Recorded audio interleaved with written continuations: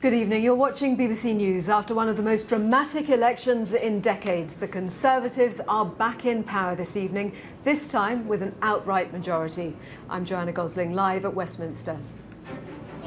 David Cameron returns victorious to Downing Street, defying the pollsters with 331 seats and pledging to restore unity to the country. We will govern as a party of one nation, one united kingdom. The end of the road for Ed Miliband, Nigel Farage and Nick Clegg, all resigned as party leaders within an hour of each other. I take absolute and total responsibility for the result and our defeat at this election. I'm so sorry for all of those colleagues who lost their seats. I must take responsibility, and therefore I announce that I will be resigning as leader of the Liberal Democrats. There will be a leadership election for the next leader of UKIP in September, and I will consider, over the course of this summer, whether to put my name forward. Extraordinary success for the SNP. They win all but 3 of 59 seats in Scotland. There was an overwhelming vote for Scotland's voice to be heard, for an end to continued austerity, and those issues that we put so firmly at the heart of the campaign, we now intend to put firmly at the heart of the Westminster agenda.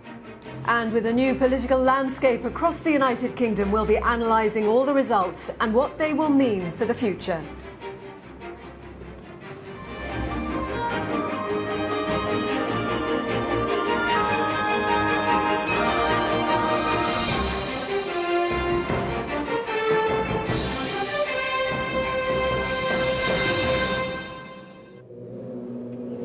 Good evening and welcome to this BBC News election special from Westminster after a night and day of high drama.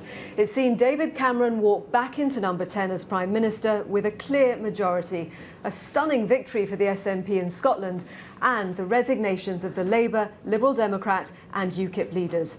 It was a result that confounded the pollsters. They had predicted a hung parliament and days, if not weeks, of negotiations between the parties.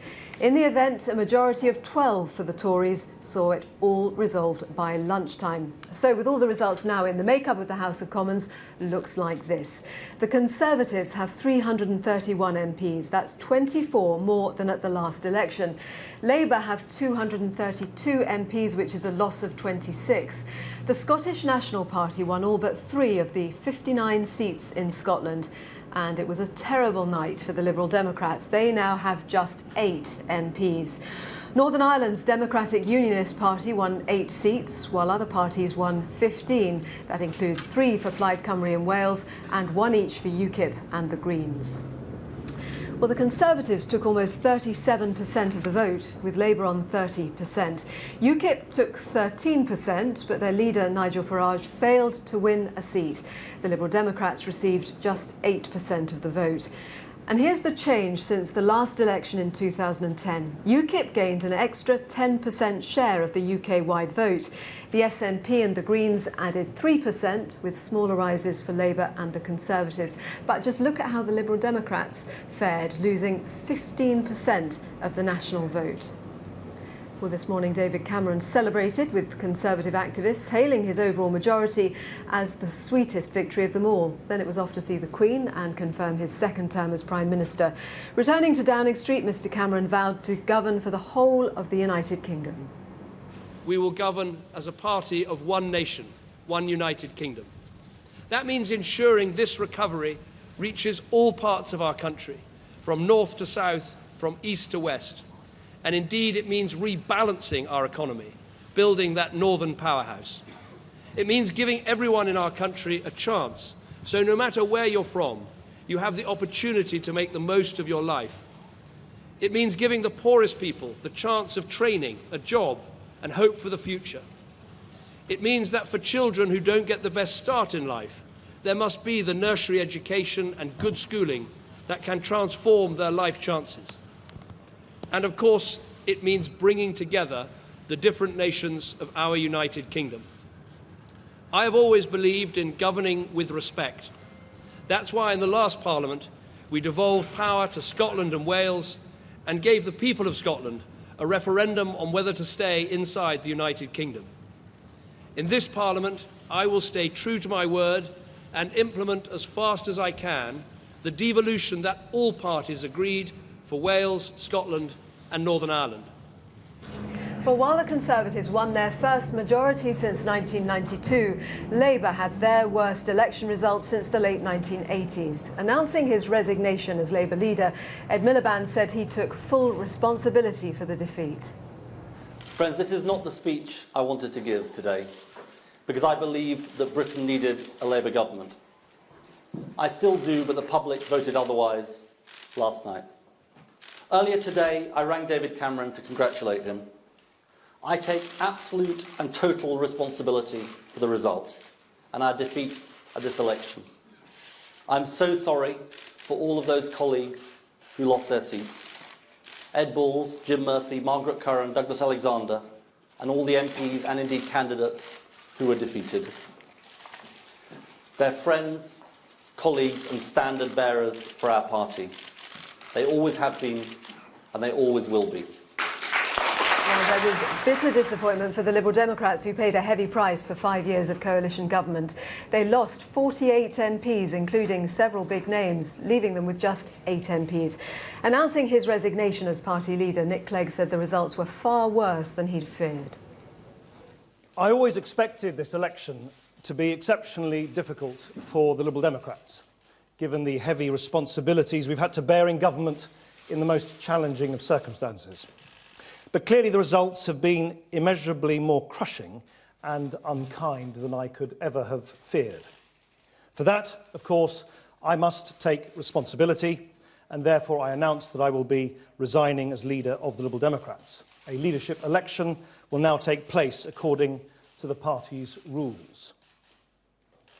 For the last 7 years, it's been a privilege, a huge privilege, an unlimited honour to lead a party of the most resilient, courageous and remarkable people. The Liberal Democrats are a family, and I will always be extremely proud of the warmth, good grace and good humour which our political family has shown through the ups and downs of recent years. So I want to thank every member, every campaigner, every councillor and every parliamentarian for the commitment you have shown to our country and to our party. Nick Clegg. Well, joining me now is Kevin Maguire, the Associate Editor at the Daily Mirror, Anne McElvoy from The Economist, and the Editor of The Spectator, Fraser Nelson. So much to discuss, it's difficult to know where to begin. Let's just get initial thoughts from each of you. Fraser, what were your thoughts as this was all unfolding? Well, it was almost unbelievable. I don't know any Conservative who predicted an outright majority. This is the sort of thing that David Cameron had written off as being impossible. He was expecting to spend tonight in coalition talks, not just with the Liberal Democrats, but with perhaps UKIP, perhaps the DUP, of having to have Nick Clegg as his Education Secretary. He'd braced himself for all of that, but none of it was needed. Right now, he's picking his own cabinet on his own terms, something I don't think he'd even allowed himself to believe was possible. And Kevin, I mean, when the exit poll first came through, no one believed it. Lots of people saying, I'll eat my hat, I'll eat my kilt. Just didn't think that it really was going to unfold in the way it did. Yeah, we should hold Paddy Ashdown and Alistair Campbell to those promises to eat those garments. But no, because it defied all the opinion polls, it defied what the Conservatives were saying privately and what Labour was saying privately. And as was said, we thought there would be coalition talks. And I can't recall an election like this, because there we are, David Cameron has got the first Conservative majority, won since 1992. And 3 leaders of the other parties have all resigned within an hour. And it's really changed the face of British politics. How do you explain it, Anne? I think the only plausible explanation is that a lot more people were prepared to vote Conservative than wanted to say that they did. And we'll hear from the pollsters later on how they managed to muck up the methodology, but in a way they can only record what people tell them.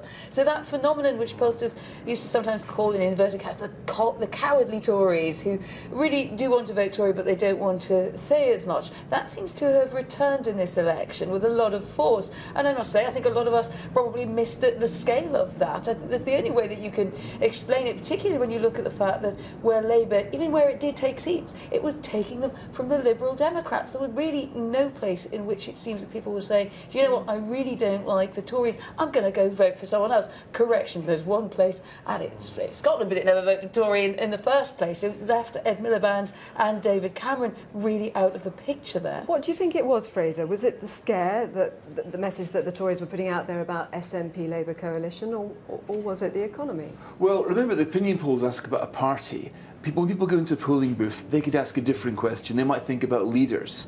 They might think about the local MP. I mean, our voting system is more sophisticated than the American one, where it's a decision between, two presidents. So it's harder to poll. But also, I think the Tories' trump card that they played very well was persuading England to be concerned about the prospect of being governed by a coalition of Labour and the SNP. I mean, that was a message that was really cutting through, and they prosecuted that brilliantly. But I also think that the polls can become kind of self-defeating. I mean, just as in Scotland, when you saw the opinion poll in the referendum pointing to a yes majority, people become radicalised by that. And I think when people went out to vote yesterday, they did so thinking, well, we really could have Ed Miliband as Prime Minister and Alex Salmond. So that might have, the opinion publishing the polls. I mean, some countries you ban publishing these polls because of these results, but it might have led to that outcome. And Kevin, what is the message now from Labour? Because it would seem to be that the party was not left-wing enough for Scotland, but it was not central enough for the rest of the country. Which is Where does it go from here? Yeah, which is very difficult, even if you're going to run federal parties really in different parts. And I think it's going to assess itself. It's got to work out how much was it the responsibility of Ed Miliband himself. If you don't like the messenger, you don't listen to the message. How much was it to do with economic credibility, going back to the crash in 2008, and was it caused by Labour spending, or was it caused by a banking crisis? And also the individual policies now, and I think Labour's got to have a long, hard look at itself, and there's no point having a quick leadership election, trying to get a quick fix, think that he or she should be in place by next September's conference. They want a longer look than that. They should follow what the Conservatives did in 2005, where they used their conference after a pretty heavy defeat in 2005. They used their conference for hustings, and they chose their leader that December. The Conservatives look with a 10-seat majority as if they'll be in for 5 years, so you don't have to rush. You've got to make sure you get the right person with the right ideas, the right values, who will get the right policies. I think the danger is really that Labour don't see what this means. This is actually a big no. I mean, let's talk particularly about south of the border, England briefly. This is, I think, a big no, and it is certainly based partly on economic competence or the perceived lack of it. If the party doesn't really acknowledge that it has made a great mistake in how it is misread most of the British public, then I think it is quite capable of just going into a kind of mega sulk, and that would be wrong. It didn't just lose because of Scottish nationalism. It lost because Ed Miliband took the party into the wrong place, and when all the valid victories have been said and he's been decently buried, I think the party has to face up to that. Anne McElvoy, Kevin Maguire and Fraser Nelson, thank you all very much. Well, let's go straight to Downing Street and join my colleague Clive Myrie. Over to you, Clive. Joanna, many thanks. David Cameron wasted no time in getting on with the business of putting together a cabinet for his new administration. We understand he's still in number 10 as I speak, and he's sought to maintain continuity with his first key appointments. Let's look at some of those now. George Osborne, he stays on as Chancellor, and Theresa May will remain as the Home Secretary. Philip Hammond, he continues at the Foreign Office, while the Defence Secretary, Michael Fallon, also keeps his job. Well, with 331 MPs, the Conservatives will, of course, no longer have to share those top jobs with another party. And quite a few Tory MPs could get a promotion they weren't expecting. Well, joining me now to talk about the reshuffle so far is our political correspondent, Eleanor Garnier. First of all, Eleanor, continuity seems to be the watchword with the first few appointments that David Cameron has made. Yeah, that's right. I mean, after a really frantic 24 hours, never mind the campaign, it actually feels pretty calm this evening. We weren't expecting to be in this position. We were expecting deals being made, parties talking to each other, but actually what we've got is David Cameron forming his new government, a majority government, and he's now able to choose just from the Conservative MPs, those people he wants in the top positions with him in Downing Street. So the four you've mentioned, big beasts, big roles in the next government. And as you say, it is really a mark of continuity. There will be, though, a much bigger reshuffle, but we won't see that until next week. And there are some big holes to fill now that We've lost some of those Liberal Democrats, Ed Davey, Danny Alexander, Vince Cable. Those positions will now need to be filled, but we'll hear more about that next week when David Cameron gets on with being doing the job of Prime Minister. Sure. OK, Eleanor, many thanks for that. Joanna, back to you. Thank you very much, Clive. Well, let's talk about that landslide success now for the Scottish National Party, sweeping away so many Labour MPs, the SNP winning 56 out of 59 seats. I'm joined by Scotland's First Minister and the leader of the SNP, Nicola Sturgeon. Quite extraordinary result for the SNP. You were telling people not to believe the polls. You didn't dare believe it, but it's well, the been an exit poll wasn't extraordinary quite night. right. It said we were going to win 58 seats and we only managed 56. So no, it was a result of historic proportions in Scotland last night, swings that have been never seen before in Westminster political history. I think it's fair to say the tectonic plates of Scottish politics shifted last night. It really was a generational shift in political opinion. People in Scotland voted to make their voice heard more loudly down here in Westminster and to have the issues that were very much at the heart of the campaign in Scotland, like an end to austerity and stronger investment in a national health service, a more empowered Scottish Parliament. They voted to have these issues injected into the heart of Westminster politics. You've had a call already, I gather, with the Prime Minister. What did you say? What did he say? It was a short courtesy call. I congratulated him. It's no secret I didn't want him to continue to be Prime Minister, but he won the election and I congratulated him. He congratulated the SNP on our success. I made it clear that his government cannot act as if it's business as usual in Scotland.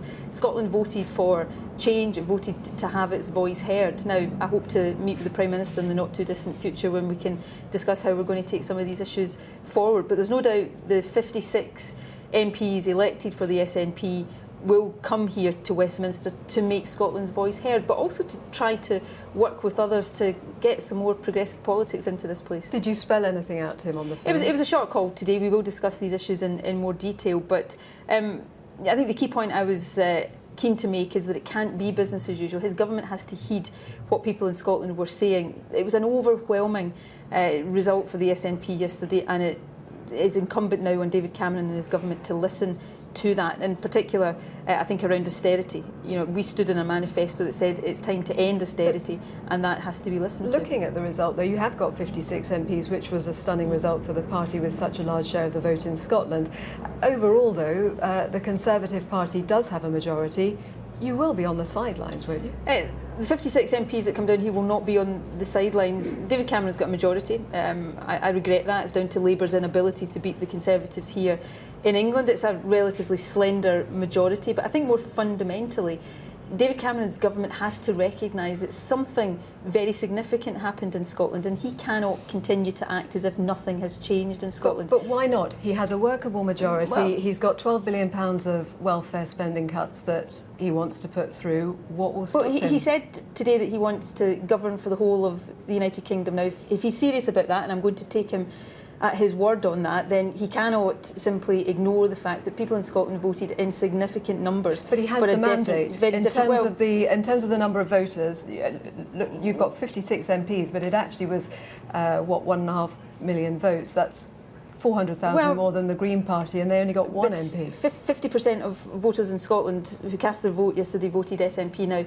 our MPs will be coming down here to make a difference. Now, there'll be different ways in which we seek to do that. I said during the campaign, so and I'll say it some again. of the ways, because it's difficult to see how I'm not going to do that right now. With the greatest of respect, we'll take some time to work out how we best operate down here to get the best deal for Scotland. What I was going to say is what I said during the campaign. We don't come down here to be destructive or disruptive. We come here to get the best deal for Scotland and, where possible, to work with others to get the best deal for people across the UK. But that significant group of SNP MPs is going to have significant influence. It will exercise it responsibly, but it will exercise it very firmly with the intention of getting a good deal for Scotland. Nicola Sturgeon, thank you very much. Thank you very much. Thank you. Well, you can find out about the result in your constituency by visiting bbc.co.uk/election 2015 and go to the results section where you can put in your postcode to get the details.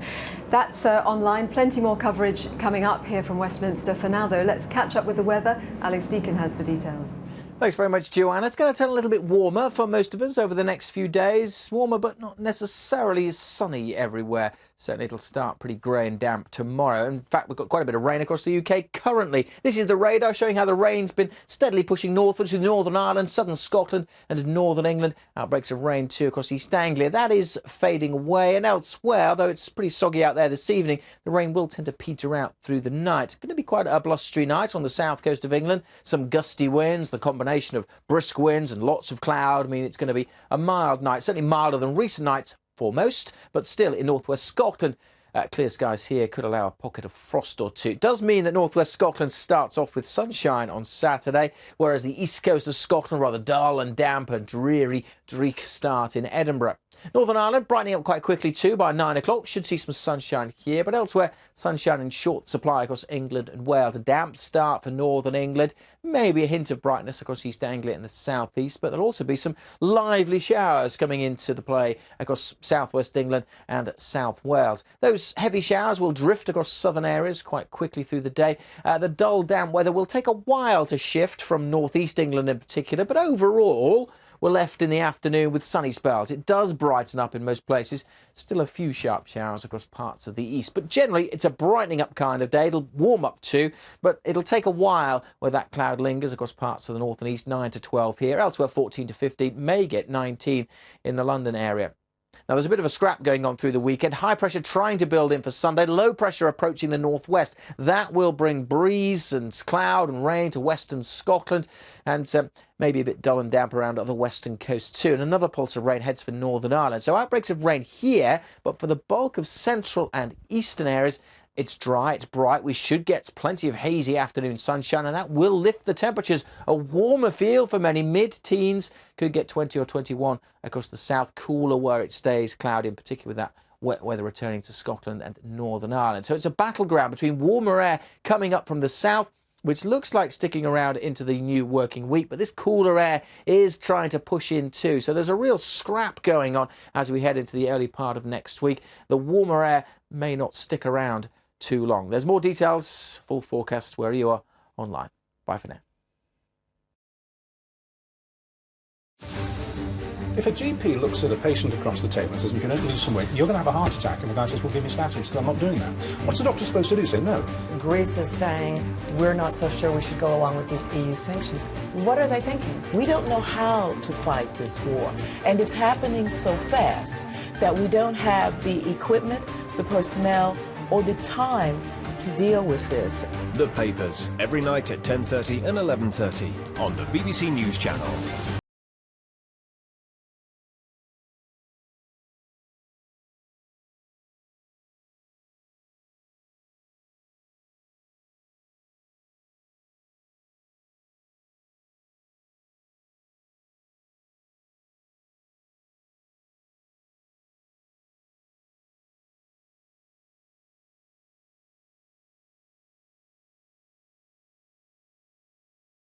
The 16th of May on BBC 4.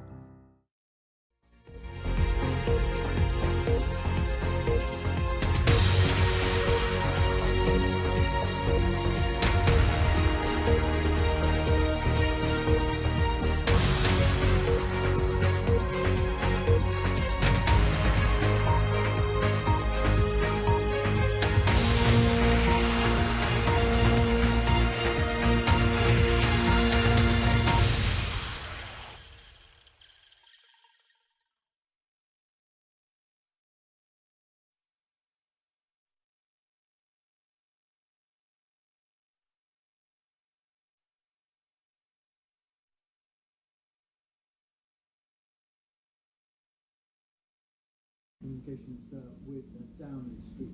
Just a reminder of our main headlines. After one of the most dramatic elections in decades, the Conservatives have won a majority in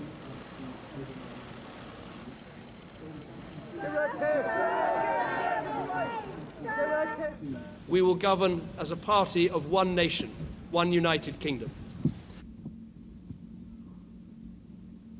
I take absolute and total responsibility for the result and our defeat at this election.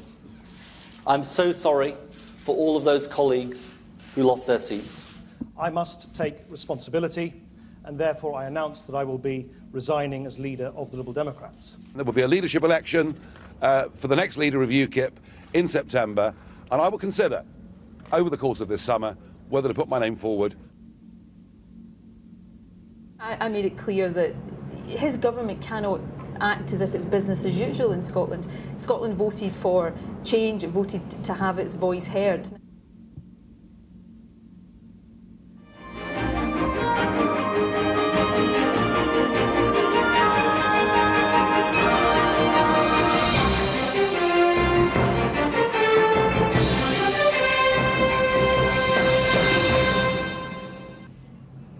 Good evening and welcome to this BBC News election special from Westminster after a night and day of high drama. It's seen David Cameron walk back in through number 10 as Prime Minister with a clear majority. A stunning victory for the SNP in Scotland and the resignations of the Labour, Liberal Democrat and UKIP leaders within an hour of each other. It was a result that confounded the pollsters. They'd predicted a hung parliament and days, if not weeks, of negotiations between the parties. In the event, a majority of 12 for the Tories saw it all resolved by lunchtime.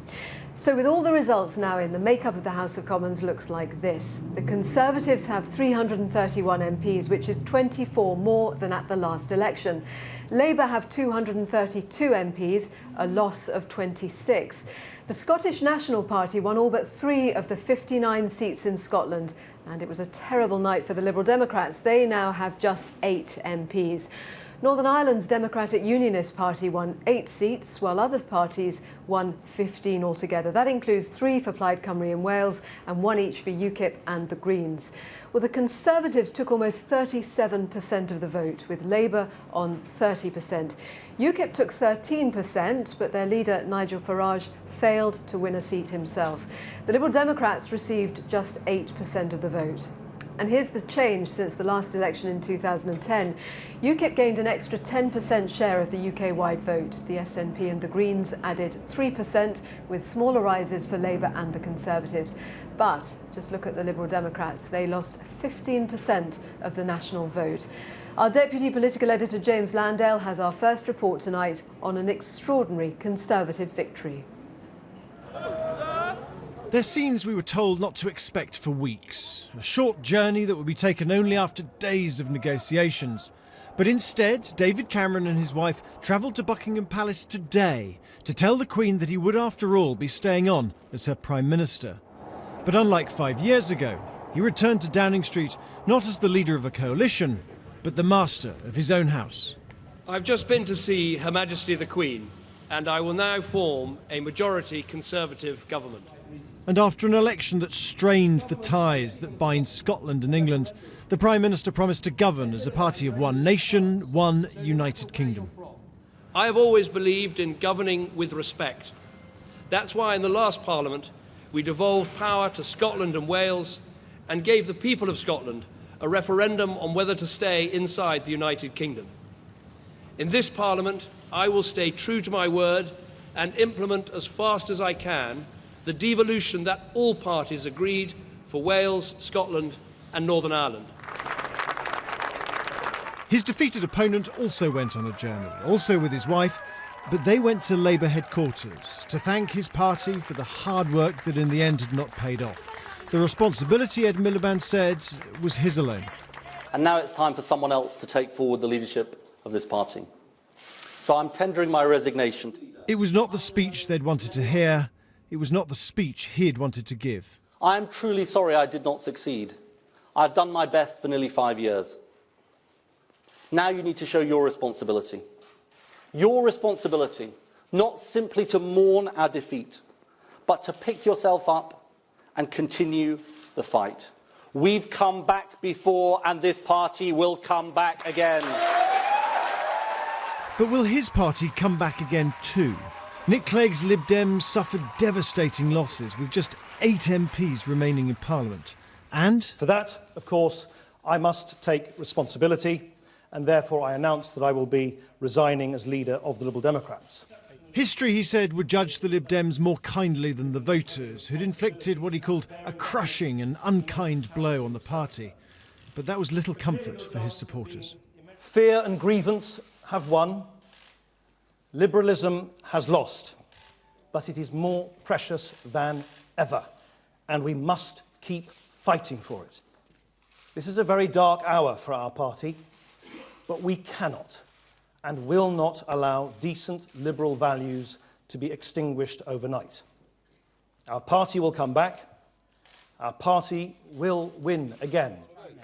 The party that won last year's European elections today won millions of votes and came second in many seats in the north of England.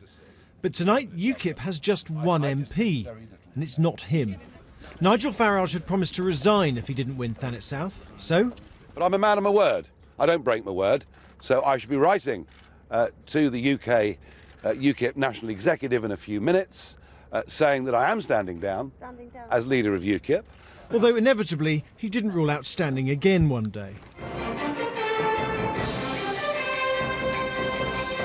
The night had begun with a shock. Here it is, 10 o'clock, and we are saying the Conservatives are the largest party. Few could believe it. If this exit poll is right, Andrew, I will publicly eat my hat on your programme. But as the night wore on, it became clear the exit poll was right. The Conservatives were taking seats from the Lib Dems and holding off Labour, the first party of government to increase its seats and votes for years. No wonder the Chancellor was smiling. The Tories succeeded in part because Labour did not, failing to make gains in key marginal seats across England, and elsewhere even losing seats, including that held by the Shadow Chancellor. Any personal disappointment I have at this result is as nothing compared to the sense of sorrow I have at the result that Labour has achieved across the United Kingdom. But Labour's worst losses were in Scotland, where the party was all but wiped out, with just one MP now representing what was once Labour's heartland. So out went the party leader in Scotland, Jim Murphy, and the Shadow Foreign Secretary, Douglas Alexander. And it was her party that had caused all the damage. The Scottish National Party almost swept the board, winning 56 MPs in an unstoppable landslide. The Scottish lion has roared this morning across the country. The Nationalists took seats not just from Labour but also the Lib Dems, who suffered huge losses south of the border, a party punished for joining the coalition and not living up to all its promises. A party that lost most of its big names: Vince Cable, Danny Alexander, Simon Hughes and Charles Kennedy, all ousted from Parliament.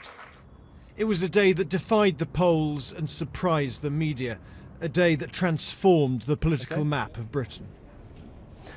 So after all the talk of hung parliaments and coalitions and deals, tonight, once again, we have a government run by one party. And for the first time, David Cameron is in Downing Street with a real mandate to do what he wants. The only question is how much he's constrained by the smallness of his majority. For now, Ed Miliband and Nick Clegg had one last duty: to lay a wreath at the cenotaph to mark VE Day. They had hoped to be in government, but it was not to be, for they lost, and David Cameron won what he called the sweetest victory of all. James Landell, BBC News, Westminster. Well, as David Cameron settles into another few years in office, how did the Conservatives manage to secure their unexpected majority? And what lies ahead now for a Conservative government? Carol Walker reports on the Conservative strategy. He's defied the polls and all the expectations. At his party headquarters early this morning, David Cameron thanked staff for helping to deliver the Conservative majority government even he never quite believed he could achieve. The real reason to be proud, the real reason to be excited, is we are going to get the opportunity to serve our country again. So how did he do it? This is Bath, a seat held by the Liberal Democrats for 23 years, one of a swathe of constituencies across the southwest, seized by the Conservatives from their former coalition partners. Probably because of the coalition that they did with the Conservative Party. I think that let a lot of Lib Dem voters down. I think it's for the promises they didn't keep when they came into the coalition, where they didn't, the tuition fees, etc. How are you? you got your hands full. The Tory campaign focused on convincing voters the election was a choice between David Cameron and Ed Miliband as Prime Minister, and warnings that Labour, reliant on the SNP, would jeopardise the economic recovery. David Cameron rolled up his sleeves and injected some raw passion into a campaign in danger of appearing lacklustre and defensive. Taking a risk, having a punt, having a go, that pumps me up, and it's what is changing our country. He was helped by the slump in support for the Lib Dems. The two things that have caught us all out are just how the Tories have just taken pretty well every Lib Dem seat where they came second, and also there's been practically no net gains by Labour from the Conservatives. It's the result of a strategy shaped by Lynton Crosby, the veteran Australian campaign director, and Jim Messina, a former aide to Barack Obama, to focus on the economy and the offer of more jobs and lower taxes. But it won't be easy for him to deliver on those promises. He'll need to win votes in the Commons with the narrowest of majorities over his rivals. And he'll be reliant on the loyalty of his own MPs. He's already met this man, who represents the views of many Tory MPs. I think it's right for members of Parliament to push agendas, to try to drive forward the things that we believe in, but ultimately we have to work together if we're going to achieve anything. The Prime Minister faces huge constitutional challenges over Scotland and Europe. The Queen's speech setting out his programme for government will tell us much about how he will govern the country. Carol Walker, BBC News, Westminster. Well, in a few moments we'll be talking about the strategy for the Tories, Labour and the Lib Dems with a gaggle of spin doctors. But for now, let's just join Clive Myrie in Downing Street. Clive. I think it's fair to say David Cameron here at number 10 has spoken on the phone to the SNP's Nicola Sturgeon, who had that sweeping victory in Scotland. Now, they've both congratulated each other on their respective victories, but she's made it clear that it can't be business as usual. In the last half hour, she's been speaking to my colleague, Joanna Gosling. I think it's fair to say the tectonic plates of Scottish politics shifted last night. It really was a generational shift in political opinion. People in Scotland voted to make their voice heard more loudly down here in Westminster, and to have the issues that were very much at the heart of the campaign in Scotland, like an end to austerity and stronger investment in our National Health Service, a more empowered Scottish Parliament. They voted to have these issues injected into the heart of Westminster politics. You've had a call already, I gather, with the Prime Minister. What did you say? What did he say? It was a short courtesy call. I congratulated him. It's no secret I didn't want him to continue to be Prime Minister, but he won the election, and I congratulated him. He congratulated the SNP on our success. I made it clear that his government cannot act as if it's business as usual in Scotland. Scotland voted for change, it voted to have its voice heard. Now, I hope to meet with the Prime Minister in the not too distant future when we can discuss how we're going to take some of these issues forward. But there's no doubt the 56 MPs elected for the SNP will come here to Westminster to make Scotland's voice heard, but also to try to work with others to get some more progressive politics into this place. Did you spell anything out to him on the phone? It was a short call today. We will discuss these issues in more detail, but I think the key point I was keen to make is that it can't be business as usual. His government has to heed what people in Scotland were saying. It was an overwhelming result for the SNP yesterday, and it is incumbent now on David Cameron and his government to listen to that, in particular, I think, around austerity. Nicola Sturgeon there speaking to Joanna a little bit earlier. We can cross now to Stricken and speak to the former leader of the SNP, Alex Salmond, who can join us. Good evening to you. Thanks for being with us. How would you characterise the relationship politically now between Scotland and England? Well, it's very divergent, obviously. There's a Tory government elected in England, not by a massive majority, by about 36% of the vote. But in Scotland, with over half of the vote, the SNP are totally dominant. And the two parties, of course, have a totally different perspective on the way this country should be moving. The Tories believe in continued austerity, continued penalisation of the poor, the vulnerable, disabled. The SNP want to move away from austerity towards increases, not decreases, in public spending. So there's a fair amount of divergence there. But you talked of the Scottish lion roaring as a result of those amazing results coming in following the election. But what influence is the SNP really going to have in Westminster, bearing in mind that the Tories now have a clear majority? Well, I think the line roaring was probably an understatement. That was quite early on in the evening. I think it was a double roar, perhaps even a triple roar from the Scottish line. As far as influence is concerned, I don't think the Prime Minister's on firm ground at all. I mean, I've got about twice the parliamentary experience of David Cameron. And one of the benefits of having that parliamentary experience is I remember the 1992 election where John Major was elected by more votes, with a higher percentage of the vote, with twice the majority that David Cameron has. And yet within 6 months his government was on the rocks of Europe and Maastricht and heading towards the sands. Therefore, I think a narrow majority with David Cameron is not a secure basis at all. I think his government will run into very severe trouble, and therefore a determined, articulate, principled group of members of Parliament, like the 56 talented women and men in the SNP, can have a very profound influence in the Westminster Parliament for the benefit of Scotland, certainly, but also for the benefit of those who believe in progressive politics right across these islands. But practically, we know that there are billions of pounds worth of spending cuts, potentially to welfare, coming down the track. Practically, how are you going to stop that? How are you going to influence that? Well, we'll do our best to try and articulate a different view, a different perspective. The point I'm making is I think David Cameron may have a majority of 10 in Parliament at the present moment, but precedents will tell you that a majority of 10 is worth very little. I mean, it lasts usually about a year to 18 months in the normal flow of politics. I think he could run into very profound trouble, particularly on Europe, particularly on English votes for English MPs, constitutional issues. There are plenty of rocks awaiting to shipwreck the good boat Cameron as it sails into very choppy waters. Now, in that parliamentary environment, you can have a very profound influence. I mean, when I went to the House of Commons in 1987, the SNP had 3 MPs in a parliament of 650. Margaret Thatcher had a majority of over 100, and yet we still managed to make our voice heard. How much more can we make our voice heard with 56 MPs, with a narrow majority in a parliament, when we're enunciating a principled position against austerity and in favour of Scottish interests? Have you spoken to Nicola Sturgeon, your successor as head of the party, over the last few hours?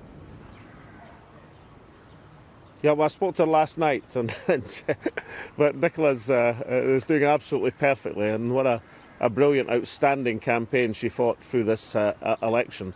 I mean, I think the things that have been happening in Scotland have been triggered by the referendum experience. This is a politically electrified nation we have in Scotland. People are empowered by the referendum experience. We've had massive meetings, a massive turnout. People are really engaged. So that shift came after last September.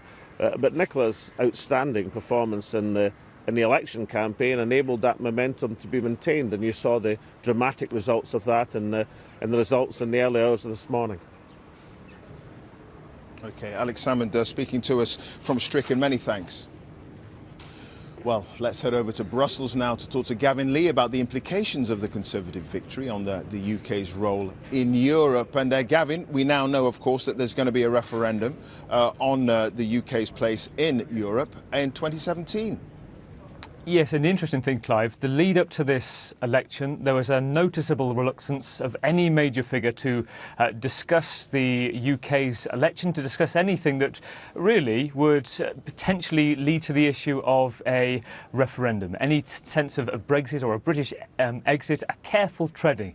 What's happened today, we've seen a big difference. Some of those major figures, you know, the President of the European Commission, Jean-Claude Juncker, Donald Tusk, the President of the European Parliament as well, have set out their opening gambits. They've said they've sent an initial message to David Cameron to congratulate him, to say that they are wanting a friendly negotiations. They're aware of what's to come. You know, David Cameron has made it clear. By the end of 2017, he wants to see reforms. There are things that frustrate the Conservatives when it comes to do with legislation for business, but chiefly at the heart of all of this is the freedom of movement, one of the principles of the pillars of the European Union, something that David Cameron has said for a long time, that he sees a perceived abuse, certainly of the welfare system. So what we are seeing is day zero from today, Clive. And when you think of legacy, this was one of the critical issues of David Cameron's future. Either he is the man that oversees the reform of the European Union, or the man that is in charge as Britain walks away. Okay, Gavin Lee live in Brussels. Many thanks, Gavin. So much more to talk about, of course, on a momentous day. Let's cross back now to Westminster for more analysis with Joanna. Thank you very much, Clive. Yes, with me now, Conservative commentator Joanne Nadler, the former Director of Communications for the Labour Party, Lance Price, and Sean Kemp, who's a former Special Advisor to Nick Clegg. Thank you all for coming in. Interestingly, Joanne, you worked on the media campaign for the Tories in '92. Yes, is there a bit of a sense of déjà vu for you here, with the pollsters getting it wrong again? Well, I mean, absolutely. I mean, I have very vivid memories of leaving the Conservative headquarters, which at that stage was still round the corner here in Smith Square in Westminster, leaving very, very early in the morning when, after it had become clear that, quite unexpectedly, really, John Major had secured a majority, and I was thinking about that this morning. Really, I mean, it's just a remarkable. It's a remarkable sort of replay of history, given that that David Cameron was one of the young advisors in central office alongside me at the time. Conversely, for you two, Sean and Lance, I mean, the surprise was obviously not a pleasant one last night, and a surprise that actually a lot of people were refusing to believe. Alistair Campbell for Labour, Paddy Ashdown for the Lib Dems, both saying they'd eat various items of clothing because they simply didn't believe it. Sean, your party leader, Nick Clegg, who you've worked with before, has gone. Did you anticipate this in any way? Well, I anticipated it being a very tough night for the Liberal Democrats. I don't think I was alone in that. I was probably the more pessimistic end of the Liberal Democrat scale, actually, but that meant I was thinking we might get about 20 seats. I certainly wasn't expecting anything like this. I think what really has happened is a lot of Labour voters haven't forgiven the Liberal Democrats, and the Conservatives ran an excellent campaign, actually. They ran a very well-disciplined, effective campaign, focused a lot around the economy and the threat to the SNP, and it worked. And you could sort of see almost in the southwest, the former Liberal Democrat stronghold, just voters just slipping away almost day by day from the Lib Dems. And Lance, what do you think of the campaigns and the way it all turned out for Ed Miliband? Well, I think on the Labour side, a lot of Labour people were feeling that we were having a very good campaign. They were very pleased with themselves. They felt that Ed Miliband was outperforming expectations, that he'd done well in the debates, that there didn't seem to be any mistakes, really, as the campaign went on. So I think the shock for the Labour side was far greater than for anybody else last night.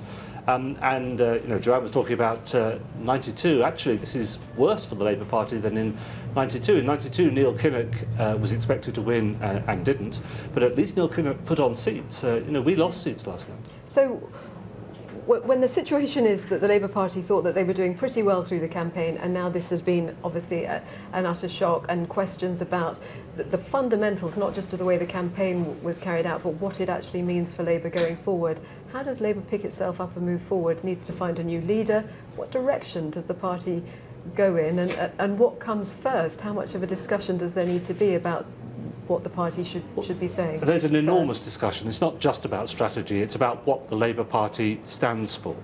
And we sort of had that discussion 5 years ago when Ed Miliband won the leadership election, but we didn't really have it properly, and it had in code. And I think this time around we have to have it right out in the open. Do we look back to the 3 elections that Labour won very successfully under Tony Blair, look at the reasons why we won, and decide that no one's suggesting we go back to Blairism in every aspect, but do we regain, rediscover the winning formula that we had in those days, or do we, as Ed Miliband believed you could do, find a new position for the Labour Party which was left of centre, distinctively left of centre, radical, back perhaps in some ways to the Labour Party's roots, but which seems to lead us back into opposition every time? And Sean, how do the Liberal Democrats pick themselves up from this? Are they potentially a spent force now, a busted flush? I don't think so. I think what has happened is that the Liberal Democrats have gone back almost to year zero when Paddy Ashdown took over, and they were about 1% in the polls and were literally about to go bankrupt. I think it's going to be a long slog for them. They're going to need to sort of get back to focusing on their grassroots campaigners, trying to see how they can just start winning some council seats next May and start the slow process of trying to rebuild. It is not going to be quick. It's going to be a couple of general elections before they can feel they're back to anything like a decent strength in Parliament. So, Joanna, David Cameron has got the majority, a tight majority though, but he's got the benefit of the main opposition parties in disarray now. Does this give him a sort of prolonged honeymoon period while the other parties are going through a period of introspection and the Tories can Well, I don't move think forward? anybody would sensibly say that he or the party should consider this to be a honeymoon period, because there are a lot of big political issues coming up, most notably, I think, the referendum campaign, which will quietly have to get underway sooner rather than later. But I think that he does have a mandate now, which secures his position within the party. He has managed to win that overall majority, and he has managed to do it against expectations and against the odds. So he's in a much stronger position. Labour, as you say, will be sort of mired in introspection. And the voice of the opposition is split, really, between Labour and the SNP. Joanne Nadler, Sean Kemp and Lance Price, thank you all very much for coming in. Well, away from the drama of the election earlier this afternoon, and just yards away from here, senior politicians gathered with veterans of the Second World War to mark the 70th anniversary of VE Day. A 2-minute silence was held at the Cenotaph to remember the sacrifices made during the Second World War. James Robbins reports. Great stuff, all of you. On an extraordinary day at Westminster, a pause for a national silence. Time to reflect on the terrible cost of victory in Europe over Hitler's Nazis.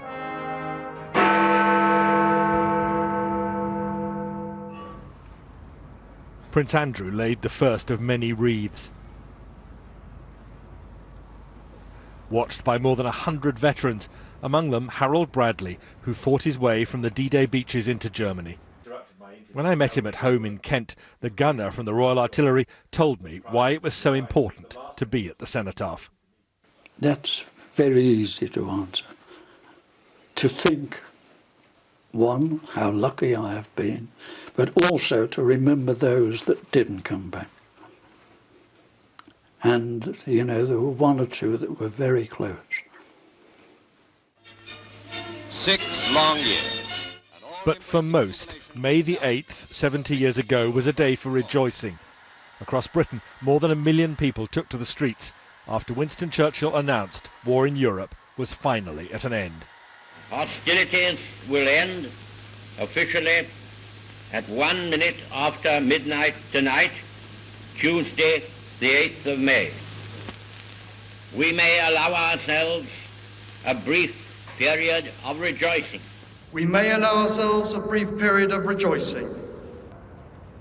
We must now devote all our strength and resources to the completion of our task, both at home and abroad.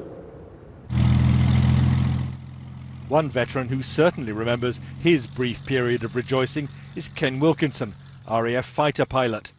Now 96, he flew Spitfires, but that May the 8th, 1945, he was up in a hurricane with his radio tuned to the BBC Forces programme. And the news came on that the war was over, VE.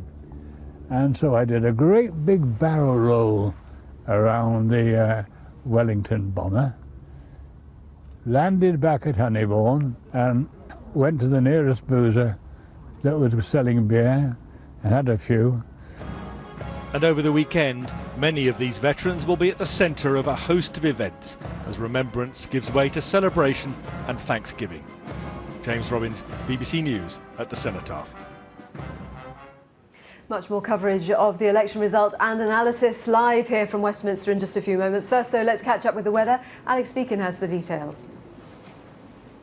Hello, that warmer weather is heading our way, but it's not going to be gloriously sunny everywhere. Far from it. Quite a bit of rain around at the moment. That rain will linger through the night across southern Scotland, parts of northern England. Quite a blustery night across the south coast. A milder night than recent nights, but still pretty cold in northwest Scotland with some clear skies here. A touch of frost is possible. Do start the weekend here with some sunshine, but elsewhere it's a grey, drab start with mist and rain and drizzle. Some sharp showers drifting across the south. By the afternoon, just a few showers left across the east. For many, it'll be much brighter with some good spells of sunshine to end Saturday. Temperatures struggling in the east where it takes longer to brighten up, but elsewhere 14, 15 degrees, maybe as high as 18 or 19 in London.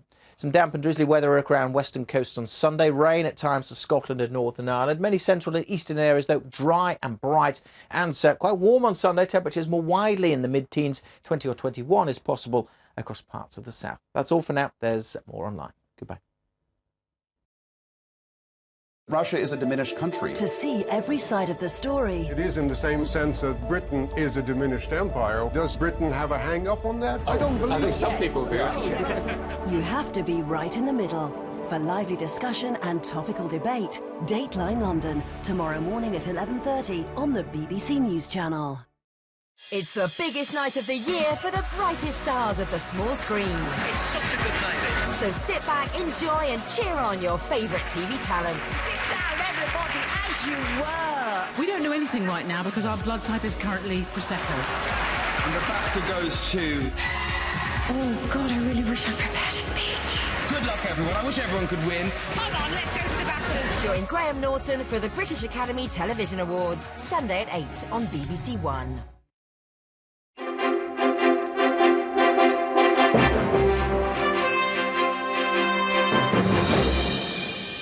Good evening. Live from Westminster, David Cameron confounds the pollsters and returns to number 10 with 331 seats, giving him a majority of 12 MPs in the Commons. The end of the road for Ed Miliband, Nick Clegg and Nigel Farage. The party leaders all resigned within an hour of each other. I take absolute and total responsibility for the result and our defeat at this election. I'm so sorry for all of those colleagues who lost their seats. I must take responsibility, and therefore I announce that I will be resigning as leader of the Liberal Democrats. There will be a leadership election for the next leader of UKIP in September, and I will consider, over the course of this summer, whether to put my name forward. The SNP wins all but 3 of the 59 Scottish seats. Nicola Sturgeon has already had a phone call with David Cameron. I made it clear that his government cannot act as if it's business as usual in Scotland. Scotland voted for change, it voted to have its voice heard. In other news, Second World War veterans gathered at the Cenotaph in central London to mark the 70th anniversary today of VE Day, Victory in Europe. They were joined at the service of remembrance by David Cameron, Ed Miliband, Nick Clegg and Nicola Sturgeon.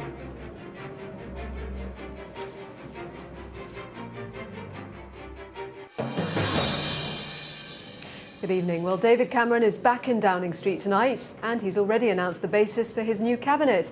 He's getting used to the unusual feeling of enjoying a clear Conservative majority. It's a result that was not foreseen by pollsters, pundits or any of the parties. That shock result saw 3 party leaders giving up their jobs before lunchtime. Ed Miliband and Nick Clegg, who nevertheless remain MPs, and Nigel Farage, who failed in his bid to enter Parliament. Our correspondent Lucy Manning reports now on the resignation of Mr Miliband. There was much to cry about. Massive losses in Scotland, the lost battle in Tory marginals, the loss of 3 shadow cabinet members and the lost opportunity to try and form a government. Still, they cheered him in, looking exhausted. But this was far from the victory rally they'd envisaged. I take absolute and total responsibility for the result and our defeat at this election. I'm so sorry for all of those colleagues who lost their seats. So the Ed Miliband era is over. He wanted to move on from New Labour, but it brought only defeat. It was a campaign where Ed Miliband seemed to perform, but his message didn't. Perhaps not left-wing enough for Scotland and too left for the rest of the country. Policies appealing to Labour's core vote, not enough. We have to ask the honest questions and recognise that we won't solve the problem merely by changing the captain on the deck. If the ship's going in the wrong direction, it is up to us to change the direction of the ship. The stumble, perhaps a metaphor for a campaign where voters were unimpressed by his failure to admit Labour spent too much. The Labour Party ends today 100 seats behind the Conservative Party. This is a really big blow for the Labour Party. I think we failed to offer a convincing vision of the future which spoke to the personal aspirations of families up and down Britain. Mr Miliband will now have to find somewhere to put the Ed stone. A new carving with the worst Labour result since 1987 might be more appropriate. So now Labour must again rebuild. Frontrunners include Yvette Cooper, whose husband Ed Balls lost his seat, Shadow Health Secretary Andy Burnham, Chuka Umunna, Shadow Business Secretary, and former soldier Dan Jarvis. For Ed Miliband, questions about whether he was the right leader, even the right Miliband. But while the voters rejected him, he still has some support. My wife and kids. 5 years as leader, 6 weeks campaigning, one night when Labour was demolished. Lucy Manning, BBC News. Well, we've had the first comments from David Miliband about the result. He, of course, stood down as an MP after his brother Ed won the Labour leadership contest. It's a very brief statement that he's released. It says, "My heart goes out to great colleagues who lost seats, Labour teams who worked so hard, and, of course, to Ed. Deep and honest thinking required to rebuild progressive politics." Well, with me now, David Lammy, the Labour MP for Tottenham, and Professor Tim Bale, who's written extensively on the Labour Party, written a book about the party under Ed Miliband. Thanks both very much for coming. Well, let's start, I suppose, with the comments from David Miliband. Are people in the party wondering whether the wrong guy won it last time?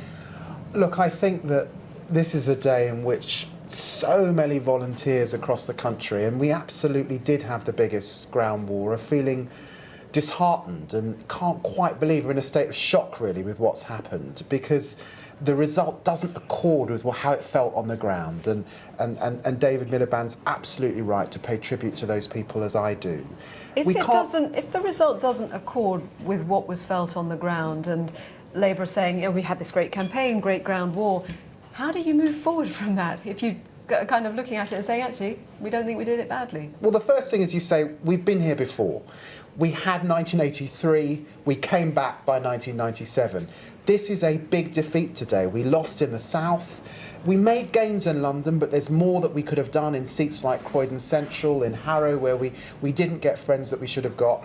And in the Midlands, we didn't make advances. So this is a big challenge for the Labour Party, but we can do it if we have that honest debate now and discussion, if we reach beyond just the Labour tribe into the country and really ask ourselves long and hard questions about why our offer wasn't good enough, and in a sense how we had got to a place where we slightly deluded ourselves that our mission was sufficient, and that in the end the majority that we now have demonstrates that we did not connect sufficiently with the British people. What was the problem, Tim Bale? Was it Ed Miliband? Was it policy? Well, look, I mean, I don't think it's the case that the public simply vote on who's going to be Prime Minister, but clearly they didn't really ever warm to Ed Miliband. They felt that he wasn't up to the job very early on. Labour may well have needed to do something about that. Instead, they stuck with him. Having said that, I mean, some of what he did was what he needed to do. He made moves on immigration and on welfare policy that pushed the party's policy towards public opinion. And you know, his support for the NHS, for example, went down very well with the public. So I think it would be unfair to blame Ed Miliband completely for Labour's problems. They are long-term problems. And of course, the problem in Scotland was something that completely blindsided the party. And how do you read it then going forward, David? Because in Scotland, the message would seem to be, well, the Labour Party wasn't left-wing enough. Elsewhere, it would seem to be it was too far left. It had the position wrong on the economy. Well, I want the Labour Party to be a party that attracts as many middle-class voters as working-class voters. I want it to be a party that chimes in the... I want it to be a party that chimes in the south and the north. I don't think we can go back. New Labour is now 25 years old. We have to go forward, learn the lessons of the past, absolutely, and in a sense you do have to be camped very firmly in the centre ground of politics. So that is returning effectively to the past then, isn't it? Because that was exactly what Tony Blair did and won 3 elections. Because in the end, you have to look at what the country is today, 2015, and how you didn't connect with the country in 2015, not the country in 1994. But yes, of course, there are lessons from the past, but the truth is, I stood on platforms, I talked about 0-hour contracts, I talked about rent control, I talked about bedroom chats. It chimed in my constituency in Tottenham, which is a very deprived constituency in North London. But in a sense, it did not connect with other parts of the country where there were different issues and Labour didn't seem to have an offer to those people. Would you stand as leader? Well, I might think about it, but at the moment I'm pretty preoccupied. Well, it's very nice, and I've had some very nice tweets today. Are you being urged within the party to stand? Look, I think most people think David Lammy could be Mayor of London, and I'm focused on that. Why wouldn't you stand for the Labour leadership? There's a plum job there now. We will be returning to Parliament next week, and certainly the Parliamentary Labour Party will be talking about this. People will be ringing, and really, I think, searching for not just the right individuals to run, but the issues. It's the issues. It's not just a beauty contest. It's the issues that we've got to get right. Who do you think should do it, Tim? Well, David I'm not going to say Lammy? necessarily, much that I think David will do a great job, but I mean, there are some obvious runners and riders, but many of the obvious runners and riders I think will have the same problem as Ed Miliband, actually. You know, they come from what the public, rightly or wrongly, see as a kind of hermetically sealed political class who've, you know, gone in as special advisors, whose path to the cabinet and the shadow cabinet has been very smooth. I think Labour really has to consider looking outside of that political class, looking for someone who's had a background perhaps outside politics. Is there an obvious candidate for you? Well, there is someone, I guess, and Dan Jarvis would probably be that person in the sense of having some experience outside politics. How much that name keeps cropping up? How much support do you think he has? He's a fairly new MP. Yeah. I mean, that is something that he is going to have to get over. He's only been in Parliament, you know, since a by-election early on in this Parliament, and that makes it a little bit more difficult. He hasn't had, you know, experience as a cabinet minister, etc., etc. But then, nor did David Cameron when he came in 2005, and of course he won an election in 2010. So I'm not tipping anyone, but I'm saying that in some ways, picking someone who doesn't come from the Blair-Brown era, who doesn't necessarily even come from the Miliband era, who can connect with people, who's different, if you like, from the other runners and riders, might be a big advantage for Labour. But I do agree with David, it can't simply be about the personality. It isn't just about that, it's about the issues as well. David Lammy and Tim Bale, thank you both very much for coming in. Thank you. Well, let's hear now from Jeremy Vine, who's been following the results seat by seat. Here's his story of what happened on this most dramatic of election nights. How did the Conservatives pave the path back to number 10? Let me show you here in our virtual Downing Street. So at the end we have a line with 326 marked, the number of MPs the party needs for an overall majority to send their leader through the door of number 10. There were expectations that no party could do it. Labour and the Conservatives would fall short. But in the event, the Conservatives crossed the line. We bring their seats down the road to show you. They held some of their own seats. Hendon, Ipswich, for example, that was crucial, stopping a Labour advance. They also took seats, notably from the Liberal Democrats, seats like Kingston and St Ives, but remarkably also from Labour, Plymouth, Moorview and Telford down here, and of course, probably the standout event of the night, Morley and Outwood, where the Shadow Chancellor Ed Balls was MP. As for Labour, they fell far short. With 232 seats, they are now going to struggle on the opposition benches. And we'll take you inside the House of Commons now and show you the MPs and the Conservatives back here on our government benches in our virtual House of Commons. Let's bring them on, these blue MPs on the government side, and here you see they have a majority of 12. On the opposition benches, Labour with a defeated Ed Miliband disconsolate here and on his way out, a replacement being urgently sought. Also, the Scottish Nationalists, it was their night too. Look at this, remarkable 56 MPs, up 50 from the result of the last election. The only problem for them is that they wanted leverage with Labour, but Labour will have no power. Plus the Liberal Democrats, an absolute disastrous night for Mr Clegg here, who lost nearly as many as the SNP gained, 49 down to 8 MPs in the Commons. The other parties important too. Plaid Cymru, their 3 returning. And the Greens, Caroline Lucas in Brighton Pavilion. UKIP getting an MP elected at a general election for the first time, Douglas Carswell in Clacton, and then you see the others, 18, the Northern Ireland MPs. There are also many more women MPs. 1/3 of the House of Commons is now female MPs. It was a remarkable election, made all the more remarkable because people were not expecting it. The pollsters simply never told us this could happen, but it did. Jeremy Vine. Well, with me is the journalist and former Conservative MP Matthew Parris. Well, we thought we would be sitting here tonight and for the coming days talking about the various permutations of a coalition. In the event, I mean, it's just extraordinary. It was all wrapped up by lunchtime. Yes. Did you see that coming? Well, about 2 months ago, I did say the Conservatives were going to win well, but I've got to say I had a bit of a wobble towards the end. I wish I hadn't wobbled now. There was a Survation poll apparently on Wednesday that they didn't publish because it did put the Tories on 37%. Oh, really? Yeah. And they didn't believe it because Yes. all of the polls had been coalescing around a hung parliament. One of the more amusing things of last night was to see constitutional experts hired into the television studios creeping away into the night at about 3 in the morning, realising that their services were not going to be required. So what do you think won it? And why didn't we know it was coming? Well, what I think won it was that it was England that won it, so to speak. And I don't think England really wants a Labour government. I think it was as simple as that. I don't think it was Ed Miliband's fault. I don't think it was anybody's fault. I don't think the Conservative Party are particularly liked.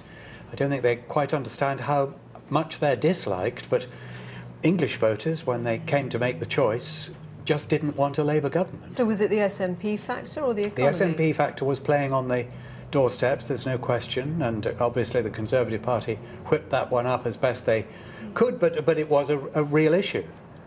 And the economy, though, you think was the primary driver, do you? I think that everybody remembers from 2008 a time of great national insecurity and people wondered about their own jobs. And suddenly, not suddenly, but the coalition appeared to have calmed all that down.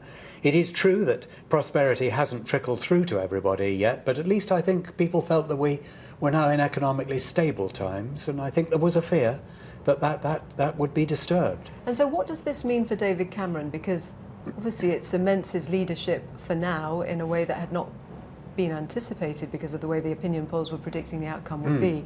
But how long does that last potentially with a tight majority? He's going to be very vulnerable to disgruntled MPs. Well, he's going to have a period of about 6 months, I would think, through the summer to the party conference of just carrying all before him. He's just on a cloud of surprise and victory on everybody else's part. But of course that never lasts forever.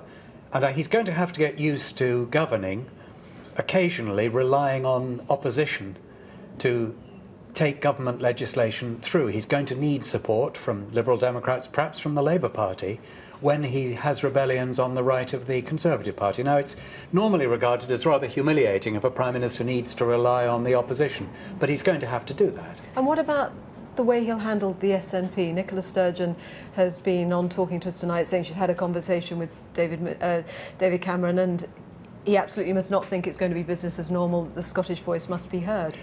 I'm just taking a bit of a punt here.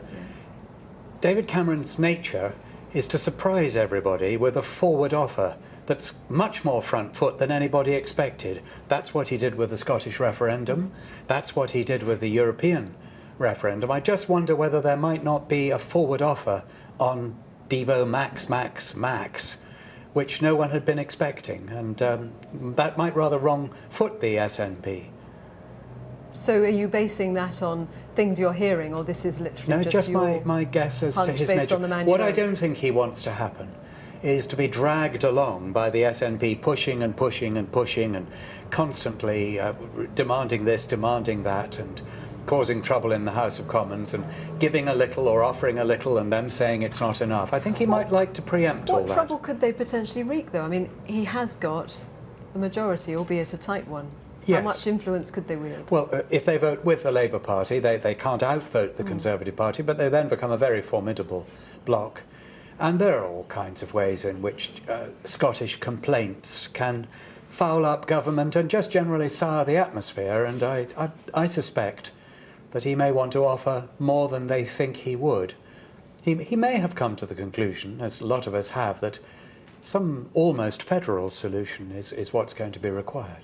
Thank you very much, Matthew Parris. Well, let's go back to Downing Street. Clive Myrie is there. Hi, Clive. Results will be sinking in with all those new MPs, particularly the Tories, who never thought they'd be in this position with David Cameron back in number 10 with an overall majority. The Prime Minister has already spoken on the phone with the SNP's Nicola Sturgeon, who secured that stunning victory in Scotland. Well, we can cross now to Edinburgh to talk to the Scotland editor of The Spectator, Alex Massey. Hello to you. Thanks for being with us. Yeah, thank you. How do you explain what happened last night? Well, it's you know, an earthquake, a tsunami, a hurricane, a landslide. Pick your you know, meteorological metaphor of choice. What is clear is that the independence referendum has realigned Scottish politics, and that how you vote in Scotland is now determined in large part by how you voted in the referendum. Approximately 30% of habitual Labour voters, or people who voted Labour in 2010 at the general election, voted yes in the independence referendum. The vast majority of those voters backed the SNP yesterday. And it's very difficult to see circumstances in which the Labour Party can actually get those voters back. And of course, you know, yes voters essentially had one party in general terms to vote for at this election, and that was the SNP, whereas no voters were divided between the three main unionist parties. And in the first past the post system, you know, if you can get 40% of the vote in any single constituency, then you have an extremely good chance of winning in a four-party system. And of course, in plenty of constituencies, the SNP were getting 50% or more than 50% of the vote. And so, you know, those are some of the reasons why it happened. I think also the fact that, you know, many voters were impressed or persuaded by the SNP's central mantra, which is that they and they alone can be trusted to stand for Scotland and make Scotland's voice heard at Westminster. And that's a very powerful, very simple, identity-based, patriotic rallying call, if you like, that rather trumped anything that Labour in particular had to offer. But Alex, I mean, how does the SNP propose to put pressure on the Westminster government here of David Cameron? He's got a majority now of double figures. He can do what he likes. He doesn't have to listen to the SNP, does he? No, he doesn't, but the SNP don't need to put pressure on David Cameron. You know, this was a win-win election for the SNP. If Labour had come into power and needed to rely on SNP support, then of course there was the opportunity for bargaining and extracting concessions and so on. But a Tory victory is far from disastrous in strategic terms for the Scottish nationalists. Because after all, this is a Conservative government now that has one MP in Scotland and that won 15% of the vote in Scotland. There are questions in Scotland, or viewed from Scotland, of its legitimacy, of its mandate to actually make decisions that impact Scotland. You know, I thought Matthew Parris was very interesting earlier when he suggested that there might be actually quite a big offer from the Conservatives. I think that too. I think that Cameron may well surprise us, and might surprise the SNP actually by going much, much further than the Smith Commission proposals on further devolution to Scotland. I think that is necessary. It seems to me that those proposals are the floor of what must be done, not the ceiling. And it will be very interesting to see what approach Cameron takes, but I would not be surprised, and again I agree with Matthew Parris, if he actually surprises people on this. Sure, very interesting. Alex Massey of The Spectator. Many thanks, Alex. Thank you. And with that, it's back to you, Joanna. Much, Clive. Well, let's talk now to the journalist and documentary maker Michael Cockrell, a veteran of many election campaigns. And Michael, you get the sense that this is an election result that textbooks will be written about because it just defied all expectations. What happened, do you think? I mean, it's almost impossible for us to know, really, isn't it, whether minds were changed at the very last minute or the pollsters simply weren't picking up on what people were thinking out there. Yeah, I mean, I think textbooks will be written about it because when you say it defied all expectations, those expectations were absolutely governed by the opinion polls. And the opinion polls are part of what's called psephology, which makes it sound like a science. In fact, it's a pseudo-science. In fact, you could suggest it's sort of a kind of snake oil salesmanship, because it may well be that what they call Heisenberg's uncertainty principle, where the experiment you're actually giving distorts the result. You know, like when a camera comes into a room for a fly-on-the-wall documentary, do people behave differently? And I think the pollsters have got to look at their methodology, because clearly they got it wrong. The only time they really got it right was when they actually asked people, what have you done? And then they got it nearly right. But when you ask the hypothetical question, what are you going to do? there may be distortions in the system and the way they process the whole stuff. And there's obviously going to be a lot of introspection now from the 3 party leaders who've gone and their parties about where they went wrong. Yeah. Whether things could have been different. What are your thoughts on that? You obviously know some better than others. Well, no, I know them all quite well. I've interviewed them all. But take Ed Miliband. This is interesting. If you think of it, and it's extraordinary thought, no Labour leader, with the exception of Tony Blair, who in a way wasn't a Labour leader at all because he created a new party called New Labour, so he didn't actually call himself a Labour leader. With the exception of him, no Labour leader has actually won a general election since Harold Wilson in 1974. That's a long, long time. And I think that any Labour leader who calls himself a socialist hasn't done well, like Michael Foot. So you think it was Ed Miliband's positioning, not Ed Miliband's personality? Well, all of the stuff that came around that. That's the other side of it, isn't it? That it's Ed Miliband is pleased to call himself a socialist, which Tony Blair never would do. He was New Labour, but also, you've got to look like a Prime Minister in the eyes of the public. They've got to see you as a Prime Minister. And no one could see Michael Foot as a Prime Minister, and no one could see Neil Kinnock as a Prime Minister, and I don't think they could see Ed Miliband, partly because personally he's charming and funny and relaxed, but when the cameras are there, he's odd, and he does things like tripping over the podium or being able to be depicted like Wallace. He even took, Wallace of Wallace and Gromit. He even had to take that head on. Said, if you want a square chiseled Hollywood actor, then I'm not your man. It's interesting. He had image problems from the start. Michael, thank you very much. Michael Cockerell. Well, we're going to have plenty more analysis and coverage here from Westminster shortly. First, though, let's catch up with the weather. Alex Deakin has the details. Hello there. Warming up for many of us over the next few days, but it's not necessarily going to be gloriously sunny for quite a few of us. In particular, tomorrow morning, a grey, damp start, but it should cheer up as the day goes on with some sunny spells by the afternoon. For the time being, we've got quite a bit of rain, clearing from Northern Ireland, but moving into parts of southern Scotland. A wet evening across much of northern England. That rain slowly heading out into the North Sea. Quite blustery conditions across the south, some gusty winds, especially along the south coast. With the wind and the cloud, it's going to be a much milder night than last night, but clearer skies in northwest Scotland could allow a touch of frost here. We do start off with some sunshine, though, across northwest Scotland on Saturday. Quite a grey start, though, on the east coast of Scotland. Dull and damp through the central belt. Particularly damp, I think, in Edinburgh, and a wet start for much of northern England. By 9 o'clock in the morning, those skies already starting to brighten across Northern Ireland. Not a great deal of brightness across the Midlands, Wales. There'll be some patchy rain here and there, and some heavy showers drifting their way into southwest England. Those showers will get chased across southern counties during the morning, so some quite heavy showers likely here. Dull and damp across northern England, parts of the Midlands. Slowly but surely, though, it will brighten up across Wales, northwest England, southern Scotland by the afternoon. And even further east, we're just left with a few potentially heavy showers, but many places having sunny spells to end Saturday. Temperatures will be slow to rise across the east, just 9 to 12 Celsius, but elsewhere 14 or 15, maybe as high as 18 or 19 across the southeast. The low pressure system bringing the rain tonight and tomorrow clears, and then there's a scrap going on between high pressure and low pressure. The high will bring a fine day for much of central and eastern parts during Sunday, whereas the low and its weather fronts will bring cloud, increasing breeze and some rain for Scotland and at times for Northern Ireland, maybe a bit of drizzle around western coasts elsewhere.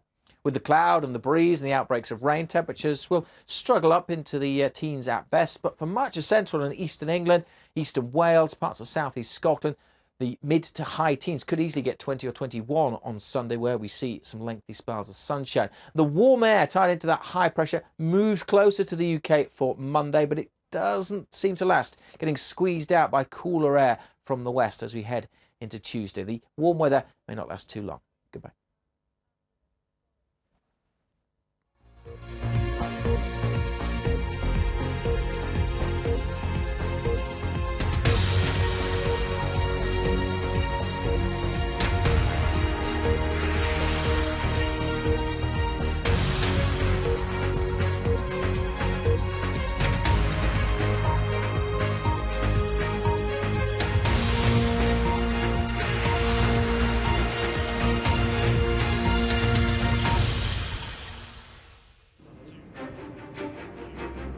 After one of the most dramatic elections for decades, David Cameron is back in number 10, back in charge with a Conservative majority. I'm Clive Myrie, live in Downing Street. Mr Cameron confounded the pollsters and returned to number 10 with 331 seats, pledging to restore unity to the country. We will govern as a party of one nation, one United Kingdom. The end of the road for Ed Miliband, Nick Clegg and Nigel Farage. The party leaders all resigned within an hour of each other. I take absolute and total responsibility for the result and our defeat at this election. I'm so sorry for all of those colleagues who lost their seats. I must take responsibility, and therefore I announce that I will be resigning as leader of the Liberal Democrats. There will be a leadership election for the next leader of UKIP in September, and I will consider, over the course of this summer, whether to put my name forward. The SNP wins all but 3 of 59 Scottish seats. Nicola Sturgeon has already had a phone call with David Cameron. I made it clear that his government cannot act as if it's business as usual in Scotland. Scotland voted for change, it voted to have its voice heard. What will the SNP demand after their historic victory? And questions too whether all these new nationalist MPs will be able to deliver. And with a new political landscape across the United Kingdom, we'll be analysing all the results and what they will mean for the future.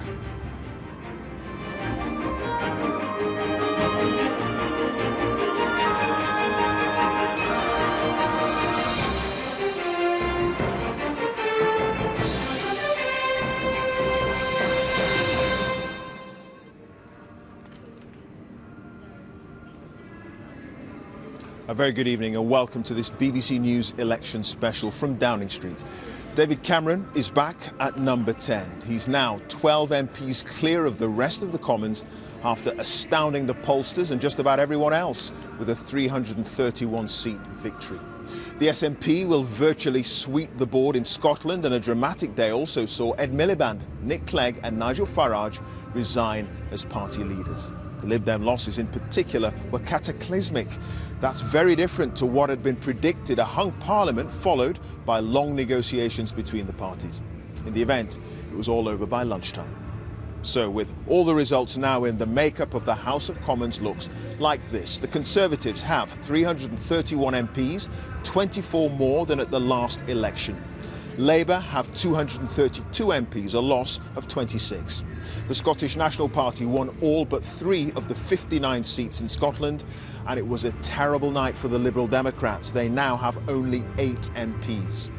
Northern Ireland's Democratic Unionist Party won 8 seats, while other parties won 15. That includes 3 for Plaid Cymru in Wales and 1 each for UKIP and the Greens. While the Conservatives took almost 37% of the vote, with Labour on 30%, UKIP took 13%. But their leader, Nigel Farage, failed to win a seat. The Liberal Democrats received just 8% of the vote. And here's the change since the last election. In 2010, UKIP gained an extra 10% share of the UK-wide vote. The SNP and the Greens added 3%, with smaller rises for Labour and the Conservatives. But just look at the Liberal Democrats, losing 15% of the national vote. Well, our deputy political editor, James Landale, has our first report tonight on an extraordinary Conservative victory. They're scenes we were told not to expect for weeks. A short journey that would be taken only after days of negotiations. But instead, David Cameron and his wife travelled to Buckingham Palace today to tell the Queen that he would, after all, be staying on as her Prime Minister. But unlike 5 years ago, he returned to Downing Street not as the leader of a coalition, but the master of his own house. I've just been to see Her Majesty the Queen, and I will now form a majority Conservative government. And after an election that strained the ties that bind Scotland and England, the Prime Minister promised to govern as a party of one nation, one United Kingdom. I have always believed in governing with respect. That's why in the last Parliament we devolved power to Scotland and Wales and gave the people of Scotland a referendum on whether to stay inside the United Kingdom. In this Parliament, I will stay true to my word and implement as fast as I can the devolution that all parties agreed for Wales, Scotland and Northern Ireland. His defeated opponent also went on a journey, also with his wife, but they went to Labour headquarters to thank his party for the hard work that in the end had not paid off. The responsibility, Ed Miliband said, was his alone. And now it's time for someone else to take forward the leadership of this party. So I'm tendering my resignation. It was not the speech they'd wanted to hear. It was not the speech he'd wanted to give. I am truly sorry I did not succeed. I've done my best for nearly 5 years. Now you need to show your responsibility. Your responsibility, not simply to mourn our defeat, but to pick yourself up and continue the fight. We've come back before, and this party will come back again. But will his party come back again too? Nick Clegg's Lib Dems suffered devastating losses with just 8 MPs remaining in Parliament. And for that, of course, I must take responsibility, and therefore I announce that I will be resigning as leader of the Liberal Democrats. History, he said, would judge the Lib Dems more kindly than the voters, who'd inflicted what he called a crushing and unkind blow on the party. But that was little comfort for his supporters. Fear and grievance have won. Liberalism has lost. But it is more precious than ever, and we must keep fighting for it. This is a very dark hour for our party, but we cannot and will not allow decent liberal values to be extinguished overnight. Our party will come back. Our party will win again. The party that won last year's European elections today won millions of votes and came second in many seats in the north of England. But tonight, UKIP has just one MP, and it's not him. Nigel Farage had promised to resign if he didn't win Thanet South, so... But I'm a man of my word. I don't break my word. So I should be writing to the UK UKIP National Executive in a few minutes, saying that I am standing down as leader of UKIP. Although inevitably, he didn't rule out standing again one day. The night had begun with a shock. Here it is, 10 o'clock, and we are saying the Conservatives are the largest party. Few could believe it. If this exit poll is right, Andrew, I will publicly eat my hat on your programme. But as the night wore on, it became clear the exit poll was right. The Conservatives were taking seats from the Lib Dems and holding off Labour, the first party of government to increase its seats and votes for years. No wonder the Chancellor was smiling. The Tories succeeded in part because Labour did not, failing to make gains in key marginal seats across England, and elsewhere even losing seats, including that held by the Shadow Chancellor. Any personal disappointment I have at this result is as nothing compared to the sense of sorrow I have at the result that Labour has achieved across the United Kingdom. But Labour's worst losses were in Scotland, where the party was all but wiped out, with just one MP now representing what was once Labour's heartland. So out went the party leader in Scotland, Jim Murphy, and the Shadow Foreign Secretary, Douglas Alexander. And it was her party that had caused all the damage. The Scottish National Party almost swept the board, winning 56 MPs in an unstoppable landslide. The Scottish lion has roared this morning across the country. The Nationalists took seats not just from Labour but also the Lib Dems, who suffered huge losses south of the border, a party punished for joining the coalition and not living up to all its promises. A party that lost most of its big names: Vince Cable, Danny Alexander, Simon Hughes and Charles Kennedy, all ousted from Parliament. It was a day that defied the polls and surprised the media, a day that transformed the political map of Britain. So after all the talk of hung parliaments and coalitions and deals, tonight, once again, we have a government run by one party. And for the first time, David Cameron is in Downing Street with a real mandate to do what he wants. The only question is how much he's constrained by the smallness of his majority. For now, Ed Miliband and Nick Clegg had one last duty: to lay a wreath at the cenotaph to mark VE Day. They had hoped to be in government, but it was not to be, for they lost, and David Cameron won what he called the sweetest victory of all. James Landale, BBC News, Westminster. So much drama then north of the border overnight. The Liberal Democrats and Labour wiped out, the SNP victorious. Let's cross to Glasgow now and talk to our correspondent Emma Simpson. Emma. Clive, thank you. Good evening. You join me here in Glasgow's George Square, the scene of many a lively event during the independence referendum campaign. A vote, of course, which the SNP lost. But of course, they are the big political winners now north of the border. There are no wild celebrations here tonight. It's fairly subdued. SNP supporters, you can see there in the background. But this is not business as usual. A sensational result here, which has completely redrawn the political map. And the SNP leader, Nicola Sturgeon, has already had a brief conversation with the Prime Minister.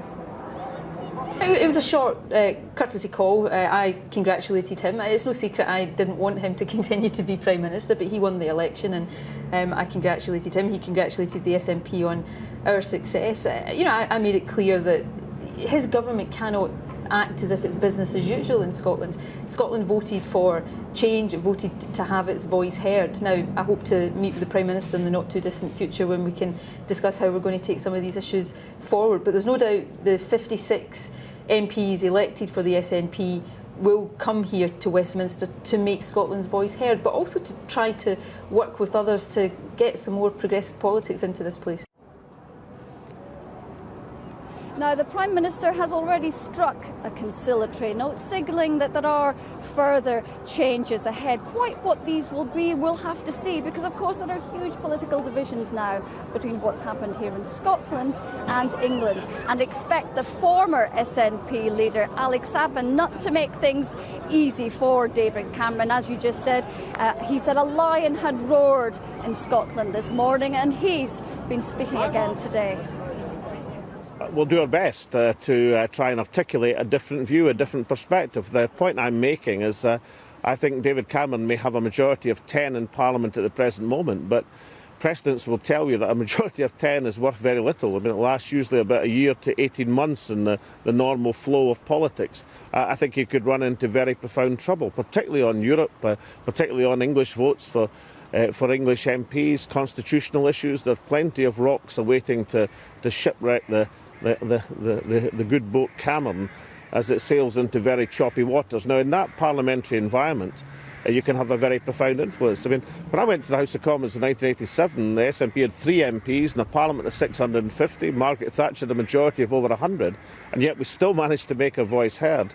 How much more can we make our voice heard with 56 MPs, with a narrow majority in a parliament, when we're enunciating a principled position against austerity and in favour of Scottish interests?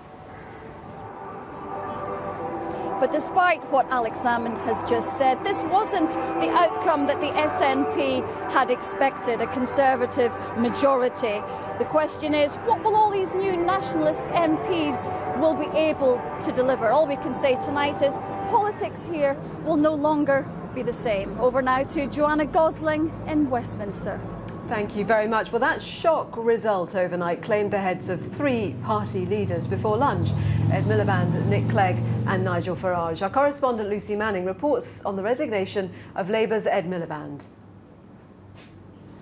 There was much to cry about. Massive losses in Scotland, the lost battle in Tory marginals, the loss of 3 shadow cabinet members and the lost opportunity to try and form a government. Still, they cheered him in, looking exhausted. But this was far from the victory rally they'd envisaged. I take absolute and total responsibility for the result and our defeat at this election. I'm so sorry for all of those colleagues who lost their seats. So the Ed Miliband era is over. He wanted to move on from New Labour, but it brought only defeat. It was a campaign where Ed Miliband seemed to perform, but his message didn't. Perhaps not left-wing enough for Scotland and too left for the rest of the country. Policies appealing to Labour's core vote, not enough. We have to ask the honest questions and recognise that we won't solve the problem merely by changing the captain on the deck. If the ship's going in the wrong direction, it is up to us to change the direction of the ship. The stumble, perhaps a metaphor for a campaign where voters were unimpressed by his failure to admit Labour spent too much. The Labour Party ends today 100 seats behind the Conservative Party. This is a really big blow for the Labour Party. I think we failed to offer a convincing vision of the future which spoke to the personal aspirations of families up and down Britain. Mr Miliband will now have to find somewhere to put the Ed Stone. A new carving with the worst Labour result since 1987 might be more appropriate. So now Labour must again rebuild. Frontrunners include Yvette Cooper, whose husband Ed Balls lost his seat, Shadow Health Secretary Andy Burnham, Chuka Umunna, Shadow Business Secretary, and former soldier Dan Jarvis. For Ed Miliband, questions about whether he was the right leader, even the right Miliband, but while the voters rejected him, he still has some support. My wife and kids. 5 years as leader, 6 weeks campaigning, one night when Labour was demolished. Lucy Manning, BBC News. Well, we've had the first comments from David Miliband about the result. He, of course, stood down as an MP after his brother Ed won the Labour leadership contest. It's a very brief statement. It says, "My heart goes out to great colleagues who lost seats, Labour teams who worked so hard, and, of course, to Ed. Deep and honest thinking required to rebuild progressive politics." Well, with me now is the Times columnist Jenny Russell, a friend of Ed Miliband's, and we're also joined by the former Special Advisor to Tony Blair, Matthew Doyle. Thank you both for coming in. I mean, I don't think that there's been another election like it where you've had so many scalps from across the board. Looking specifically at the Labour Party, Ed Miliband's gone today. Ed Balls is out of the picture completely. What do you make of it all, Jenny? Well, I think it goes to show that we're all subject to groupthink, because the polls told us for weeks that we knew what the result was, and we've never been more certain sitting in the election studios last night thinking that we knew what we were going to get. And of course nobody foresaw a 100-seat majority over Labour for the Tories. And what's so fascinating about this result is that it turns out that the phone polling had for months been putting the Tories 3 points ahead of Labour. And then the phone pollsters were so anxious about being out of line with the online pollsters, of whom there are many more, that in the last few days before the election they brought their forecasts down. And the reason that they did that was that they thought they must be wrong because they were out of line. And now they're saying, oh yes, our raw data was actually showing a big Tory lead, but because we thought it wasn't true, we decided not to put it out there. And what's extraordinary about this is we believe these people because they say, oh, the rest of you have got feelings and assumptions and how things are on the ground. We've got facts. Turns out they haven't got facts at all. They just want to join the herd. What went wrong for Labour, Matthew? I mean, when you look at the fact that the Shadow Chancellor, Ed Balls, lost his seat completely, it's just an extraordinary result for a party that thought during the campaign it was actually doing pretty well. So I think there are two parts to any campaign. There's the sort of ground war, if you like, and I think Labour did have a good operation in terms of it had invested in organisers, it had more people knocking doors, it had a very good, for example, digital operation, the quality of the sort of digital materials that Labour was putting out. The basic problem that the bullets that the politicians were giving the activists to fire were ultimately blanks in terms of having the right sort of policies, prescriptions for the country, and that was where the problem lay. So specifically, what were the wrong bullets? So specifically, it lay in that inability in the last 5 years to deal effectively with the issue of the economy. Now, my personal view is there is an entirely legitimate defence that you can mount of Labour's record in government when it comes to the economy, and yet in the last 5 years, the Labour Party simply hasn't either A, effectively defended what it did in government, or B, effectively distanced itself from it. And the culmination of that was what we saw with the Question Time event in Leeds, when Ed Miliband had that exchange with the audience that he did over Labour's public spending. I have to agree with Matthew about that. I was one of the columnists, and I'm fundamentally a Labour supporter, who was writing for several years when the Tories were imposing austerity that Labour had to get up there and explain why it spent what it did, that at some point it did slightly overspend, but that it wasn't to blame for the financial crash. And the response of the Labour leadership was complacency. They said, we've got years and years to explain this. And Matthew's also right that that moment in that debate, when Ed said, no, we didn't overspend, and the audience groaned, a Labour peer tweeted me at that moment and said, oh my God, we've just lost the election. And this is a Labour person saying you cannot go out categorically and just tell the country, no, we didn't overspend, forget that, you know, trust us on the economy. They didn't work at building a narrative that would appeal to the country. And they also never built on the question of leadership. I mean, I was somebody who backed Ed Miliband running for the leadership, but he did not grow into that status until the last weeks before the campaign ended. And that's not long enough. You can't change people's minds either about your tendency to overspend and whether they can trust you in the economy, or whether you're a competent leader in the last few days. No, the reality is that the public forms opinions of its political leaders very quickly. It does it very early on, and when you're first introduced to a new leader of the opposition, whether it was what we saw with Ed Miliband or whether it what we saw in the past with William Hague, those decisions are made very quickly, and it's then incredibly difficult to change them. I think what's crucial for Labour as it approaches another leadership election now is that we have that fundamental debate about what is the point of the Labour Party, where are we going, what is the coalition that we need to win to build to get back into government, and then the decision about personalities should follow from that. Otherwise, and just briefly, do you each see a personality there who could encapsulate the way that you think the Labour Party should go? Gosh, if it were that obvious, that person would probably have taken over in the autumn. I mean, there are a lot of names being put forward. Tristram Hunt is said to be arguing for a long leadership campaign so that Chuka Umunna has time to build into being a potential leader. Andy Burnham wants a quick campaign because then he thinks he'll get the Labour vote. But I think following on from what Matthew said about the instant impressions that leaders make, perhaps they just have to start off by flashing pictures of the leaders in front of potential voters and saying, which one would you trust, before we even ask them what policies they bring into operation? Because it may be that your appearance comes first and your policies come second. I don't want to curse someone by naming them, but I think there is a basic point that I think it's time to move on. We've got to look at someone from the 2010 generation in terms of coming through. I think Is Dan Jarvis? I think as I say, I'm not going to name anyone, but I think that that we've got to make that shift and look like we're sort of getting the message and renewing as a party. Matthew Doyle, Jenny Russell, thank you both very much. Well, let's hear now from Jeremy Vine on how the Conservatives made it to number 10 with an overall majority leaving Labour trailing behind. Here's his story of what happened on this most dramatic of election nights. How did the Conservatives pave the path back to number 10?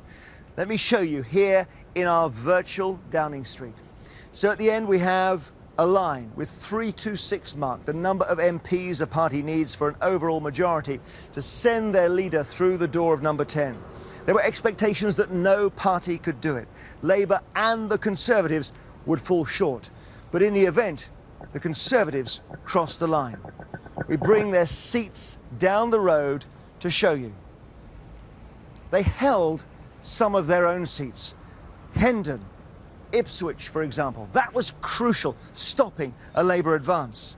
They also took seats, notably from the Liberal Democrats, seats like Kingston and St Ives, but remarkably also from Labour, Plymouth, Moorview and Telford down here, and of course, probably the standout event of the night, Morley and Outwood, where the Shadow Chancellor Ed Balls was MP. As for Labour, they fell far short. With 232 seats, they are now going to struggle on the opposition benches. And we'll take you inside the House of Commons now and show you the MPs and the Conservatives back here on our government benches in our virtual House of Commons. Let's bring them on, these blue MPs on the government side, and here you see they have a majority of 12. On the opposition benches, Labour, with a defeated Ed Miliband disconsolate here and on his way out, a replacement being urgently sought. Also, the Scottish Nationalists, it was their night too.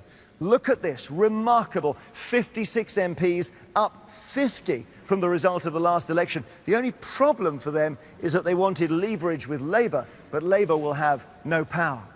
Plus the Liberal Democrats, an absolute disastrous night for Mr Clegg here, who lost nearly as many as the SNP gained, 49 down to 8 MPs in the Commons. The other parties important too. Plaid Cymru, their 3 returning.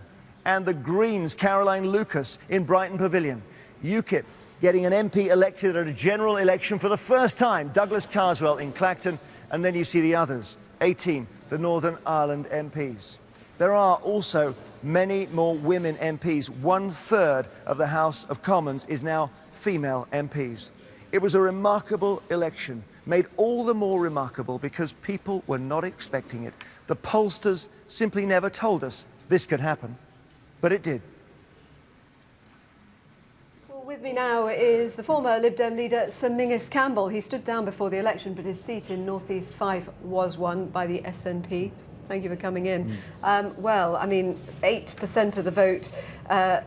Big names have gone. Danny Alexander, Vince Cable, David Laws, Joe Swinson, Charles Kennedy, Ed Davey. Did you imagine in your worst nightmares I never it would be thought like it this? could be as bad as that. Indeed, Nick Clegg said the same earlier today when he said it was much more cruel than he'd ever expected, exceeded his worst dreams. What do we do about it? Well, we have to go back to basics. We have to build again from the ground up. You can't build from the top down after events of this kind. We have to go back to the things we're good at, which local government. We use local government as a stepping stone to parliamentary success. We've got to go back and do all of that. And also, I think we've got to restate very, very unequivocally the sort of principles which lie behind the liberalism and the Liberal Democrats, and to make sure that our attention to human rights is as unblemished as it has always been, just to reassert ourselves free from the restraints of a coalition. We've got the chance to do that. Is the party effectively a spent force, though, when you have Liberal Democrat voters saying, we didn't vote Lib Dem to put the Tories in power, to break the promises that they made? How do you come back from that? Well, you come back from that by demonstrating the opposite as often as you possibly can. But if how do you do that now they're from such a weak position? It's a long march. You can't do that overnight. There's no quick fix, and I don't think anyone is seriously suggesting that. But I mean, it's very curious. It's been very interesting because Nick Clegg said he was sorry. He said we got it wrong. He had made an admission of that kind. When was the last time you heard any other party leader admit that something had gone wrong? And although one doesn't want to go too far back in history, Tony Blair said he never imposed tuition fees, but then did so. Looking forward, do you see a candidate who you think is the ideal person to rebuild the party? Well, we don't know who the runners and riders are. You should never place a bet until you know who the runners and riders are. I think there will be more than one candidate. That much I'm pretty certain. What future direction does it have to be? Does it have to be someone completely untainted by coalition? I think it has to be someone who is experienced in Parliament. It has to be someone who's got a sense of vision for the party, someone who's got a capacity for campaigning. And to find one person with all of these qualities may not be immediately easy, but of course we've only got 8 people to choose from. But I'm certain we'll get someone well worth the job. Do you regret that the party went into coalition, looking at the existential crisis that it's in now? It's no secret, I had some reservations at the time.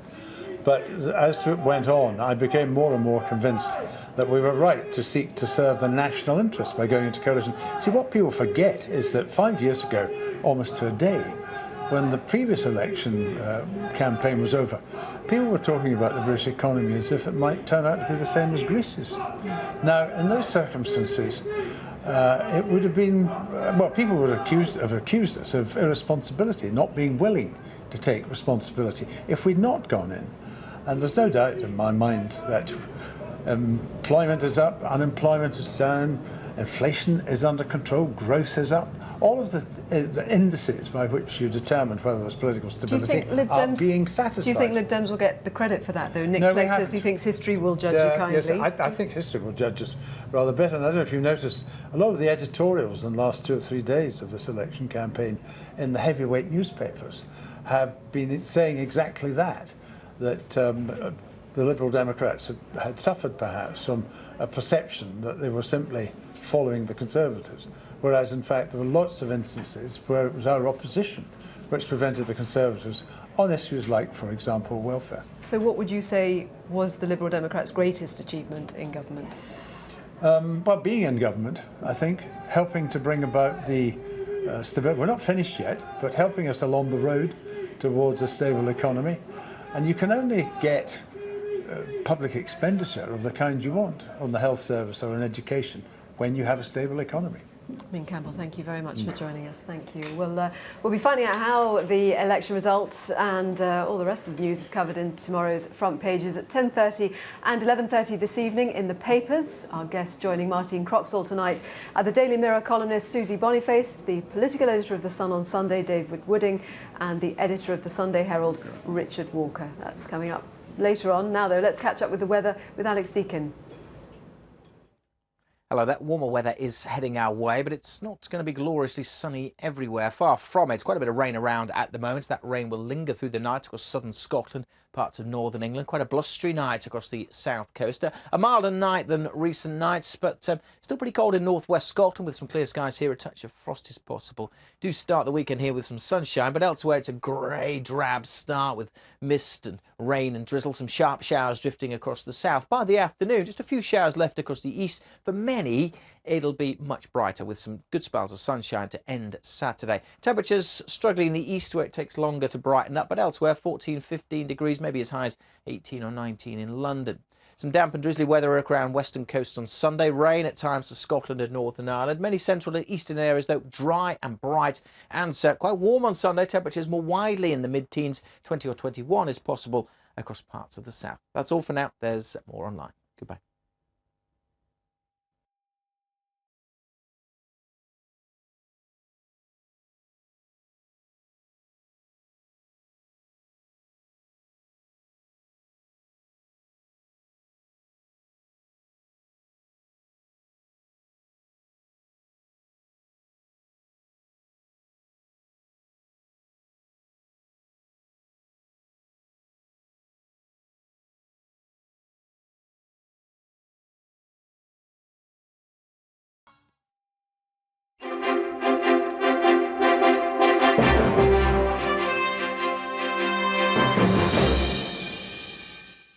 Good evening, you're watching BBC News. After one of the most dramatic elections for decades, a surprise victory in the general election means the Conservatives can govern with an outright majority. I'm Joanna Gosling at Westminster. David Cameron has confounded the pollsters and has returned to number 10 tonight with 331 seats, which gives him a majority of 12 MPs in the Commons. We will govern as a party of one nation, one united kingdom.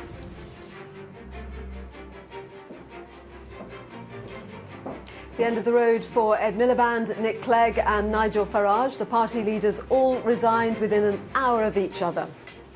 I take absolute and total responsibility for the result and our defeat at this election. I'm so sorry for all of those colleagues who lost their seats.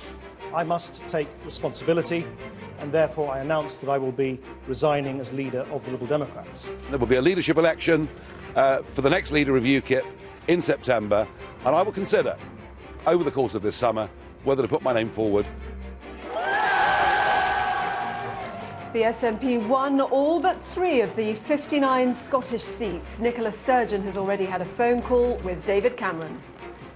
I made it clear that his government cannot act as if it's business as usual in Scotland. Scotland voted for change, it voted to have its voice heard. In other news, Second World War veterans gathered at the Cenotaph in central London to mark the 70th anniversary today of VE Day, Victory in Europe. They were joined at the service of remembrance by David Cameron, Ed Miliband, Nick Clegg and Nicola Sturgeon. Good evening. Well, David Cameron is back in Downing Street tonight and he's getting used to the unusual feeling of enjoying a clear Conservative majority. It's a result that was not foreseen by pollsters, pundits or any of the parties. Well, as we know, the political landscape in Scotland has changed dramatically. Here's Christian Fraser with a closer look at the result and the big names who've lost their seats. Well, it was just an extraordinary night in Scotland, wasn't it? 50 of the 59 seats changing hands, the SNP now holding 56 of them. We've put up in comparison for you the map as it looked in 2010. Labour were in control back then of the Lowlands, 41 of the 59 seats. The SNP had just 6. The Liberal Democrats had 11 seats. But look at it now. The map has turned completely yellow. It's practically a one-party state. The SNP taking all of Glasgow's 7 seats that were previously held by Labour. The only seat that Labour holds is that lone seat in Edinburgh South. Dundee and Aberdeen all falling to the SNP. The Liberal Democrats wiped out, only holding on to Orkney and Shetland. And this blue spot here, actually, David Mundell holding on for the Conservatives in Dumfriesshire, Clydesdale and Tweedale. Quite a good result for him, given that he was under such pressure from the SNP candidate. There were, of course, some big figures standing down this time. Gordon Brown, Alistair Darling, the former Chancellor, and the former Lib Dem leader, Mingus Campbell. But there were also some high-profile casualties. Look at them. Danny Alexander, the former Chief Secretary to the Treasury. The Shadow Foreign Secretary, Douglas Alexander, who was running Labour's election campaign. Charles Kennedy, who'd won 5 elections for the Liberal Democrats. Jim Murphy, the Scottish Labour leader who took over at the turn of the year. And Joe Swinson, the Lib Dems Equalities Minister in the last government. All of them falling to the SNP. There's been nothing quite like it. Back in 1955, the Conservatives were the biggest party by just 1 and were completely wiped out by 1997, but it took decades to get to that position. There's never been a situation before where one party has been practically wiped out in just 1 election. And the big story of the night, really, this lady. 20-year-old Mhairi Black. She becomes the youngest MP since the 17th century. She's still doing a dissertation. She's a politics student, and she's one of 20 women MPs for the SNP. Just a word on turnout in Scotland. 71.1% turnout across the country, quite high. There was an 80% turnout in 2 constituencies. So since the independence referendum, the Scottish public very much engaged in politics and very much engaged, no doubt, in the coming months on that devolution argument. A word on Wales. Not a particularly good night for Labour. They lost one of their seats. They gained a few, but they were down 1 on the night. The Conservatives up 3 on the night. Plaid Cymru, disappointing for them. They still have only 3 seats. And the Liberal Democrats, in line with what happened across the country, losing 2 of their seats. I think the big story of the night, though, which is not on here, is share of the vote. UKIP took 14% of the vote in Wales and became the 3rd biggest party in front of Plaid Cymru. And when you consider, actually, that the Liberal Democrats took 6% of the vote but still got 1 seat and UKIP didn't get any seats at all, then you can see that the debate will be raging across the UK and particularly in Wales that the first-past-the-post system isn't delivering in terms of share of the vote. Well, post-mortem examinations are underway, not just within the political parties about the impact of the results on them, but also amongst the polling organisations who did not predict the outcome correctly, anticipating there would be a hung parliament. Let's talk now to Michelle Harrison, Chief Executive of Advertising and Public Relations Agency, WPP's Government and Public Sector Practice, and also John Curtis, Professor of Politics at the University of Strathclyde, who was behind the BBC exit poll, which took everyone by surprise at 10 o'clock last night. Thank you both very much. So, John, I mean, that exit poll, a lot of people simply didn't believe it when it came through. You must feel like you're sitting pretty today, seeing that actually it underestimated, if anything, the final outcome. Yes, it did, if anything. I mean, in truth, I've been through this experience before. 5 years ago, we did an exit poll, and we said that the Liberal Democrats were going to win fewer seats than they had in 2005. That was widely disbelieved because the polls during the election campaign had said the Liberal Democrats have been going up. So as a result of that experience, I've learnt to expect the unexpected out of an exit poll. And the truth is, it was very, very clear from the data that certainly the Conservatives were going to be the largest party. Yes, indeed. In the end, we said 316 seats. It was 331. Well, the other thing I did say to people well before yesterday is that doing an exit poll is a rather difficult exercise, and particularly now we were trying to estimate 5 or 6 parties, it'll become an even more difficult exercise, so don't expect it to be perfect. But I think the truth is we did give people a pretty good idea at 10 o'clock of the broad direction in which this election was going, including the fact that the SNP were going to more or less sweep the board in Scotland and that the Liberal Democrats were heading for a pasting. So, Michelle, you didn't pick up a result like this and an anticipation of a result like this through the campaign, did you? No, it's a surprise to us. So I think, in terms of the polling community, the most generous way you could look at this election is, a fairly poor performance with some credible features. So we definitely picked up what we might have called, the rise of edge politics, the impact of the SNP, the impact of UKIP on Labour in the north. We could see those things coming through. What didn't work was the way in which we're anticipating the impact that would have on Conservative and Labour. Why do you think that was? Why did it go wrong?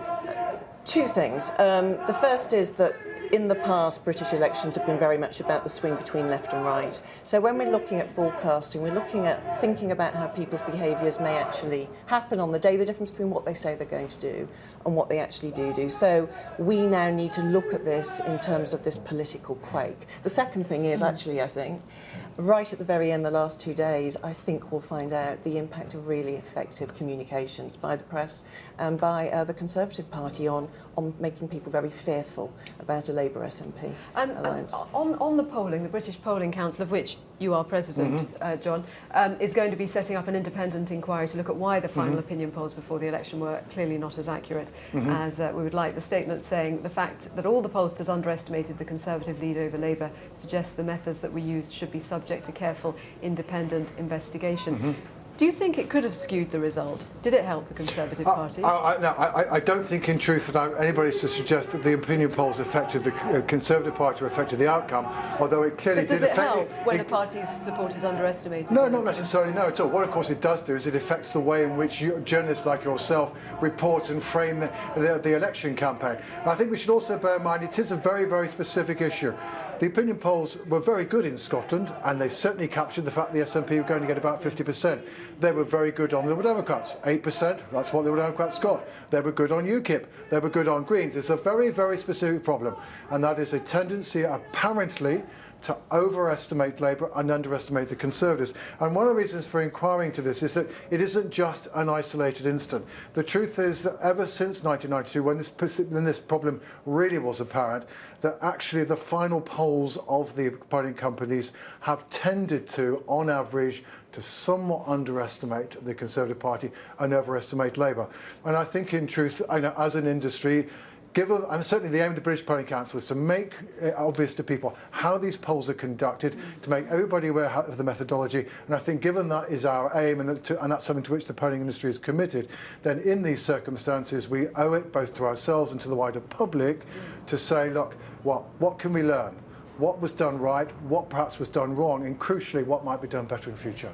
As a pollster, is it potentially quite lonely if you come up with a poll which is out of whack? We saw the impact last night when the exit poll came through and people were saying, I'll eat my hat, I'll eat my kilt. You know, people just didn't believe it. If you're a pollster and you suddenly come up with a result that is out of whack with the other polls, is there a sort of sense of concern about putting it out there? It's emerged, actually, I think that Survation on Wednesday had a poll that put the Tories on 37%, Labour on 31%. They didn't publish it because they were worried. Should have had a little bit more courage of their convictions, and I guess is what I'd say. I don't think it's so much that it's lonely. I think the wonderful thing about the British Polling Council is that we have very high quality pollsters who make a commitment to publish all of their data completely transparently. So you could go onto the websites of any of the polling companies tonight and you could look at all of the data and all the polls they've released. So it's a very open process. At the same time, it's ever so competitive. Everyone wants to be the most accurate pollster. So everyone is trying terribly hard. I think in the press what I've heard today is a bit of an overemphasis on this idea of a herding instinct. We look at what other reputable pollsters are doing because it's a way of getting a sense of whether or not we might have had a rogue poll. It's a way of getting a sense of triangulation on your own data. But certainly it's not an attempt by anyone to just sit in the middle in a safe space. We are all looking to do the best possible job we can. So this is a really important opportunity for us to understand whether we've had such a seismic shift in the way that people are acting politically or thinking about politics that we need to be looking at different ways of doing this, sort of integrating different new forms of data, better use of social media, behavioural insight. I think that's the next phase. Michelle Harrison and John Curtice, thank you both very much. Thank you. Well, across the UK, millions of people are asking what this unexpected result means for them. Our correspondent John Kay has been gauging the mood among voters travelling from Edinburgh all the way to London. Edinburgh, 6 a.m, taking in the news on the way to work. Very ecstatic about the results in Scotland. It's the first time I've actually smiled after a general election. Got the Tories, Labour away, Independents next. But you got the Tories in government by the looks of it in London. Not so good. Waverley Station. But for many commuters, the story was Labour losses more than SNP gains. Watching one after the other high-profile names go, I was just shocked. I do not wish the SNP well. We will come back. Labour will win. Thank you. We also have a train to catch, heading towards Westminster. We need another 7 for a majority. Passengers like Stuart and Melanie are stunned. A fella did the exit poll is going to make a fortune, isn't he? We cross into the northeast of England. It would look like it was going to be so tight, and that just hasn't been the case. I just can't understand where all the pundits have been, who are saying Labour are going to do well. York, and as we stop at the National Railway Museum, the Tories' victory is becoming clear. I'm reasonably happy, but I think it's maybe bad for the country that they've got a majority. I think a coalition would have maybe been better for the country. 16,000. The Farage moment. I was surprised. Barbara and Derek reckon that could be it for UKIP. Without him, I don't think they're going to go very far. There's no one with a voice like him. Lunchtime, we've reached Derby, where one of the city's seats has gone from Labour to Conservative. Voters tell us the economy was the deciding factor. My son, and he's a builder, and he's in the last 5 years, he's never been out of work. Nick Clegg, Ed Miliband, Nigel Farage have all resigned. Oh, have they? Oh, wow. Not surprising. Not surprised? Not surprising, mate. Why not? Not surprising. Didn't do a good job, did they? I think they've just got to regroup and start again, haven't they? London tonight. Soon, 56 Scottish nationalists and hundreds more MPs will travel this route. Our trip is over. A new political journey begins. John Kay, BBC News. Well, joining us now is Professor of British Politics and Director of the Constitution Unit at UCL, Robert Hazel. How do you assess the political landscape? We've got the Tories with the majority in the UK, bar Scotland, where obviously the SNP have come back with that extraordinary result. How do you see the two working side by side now?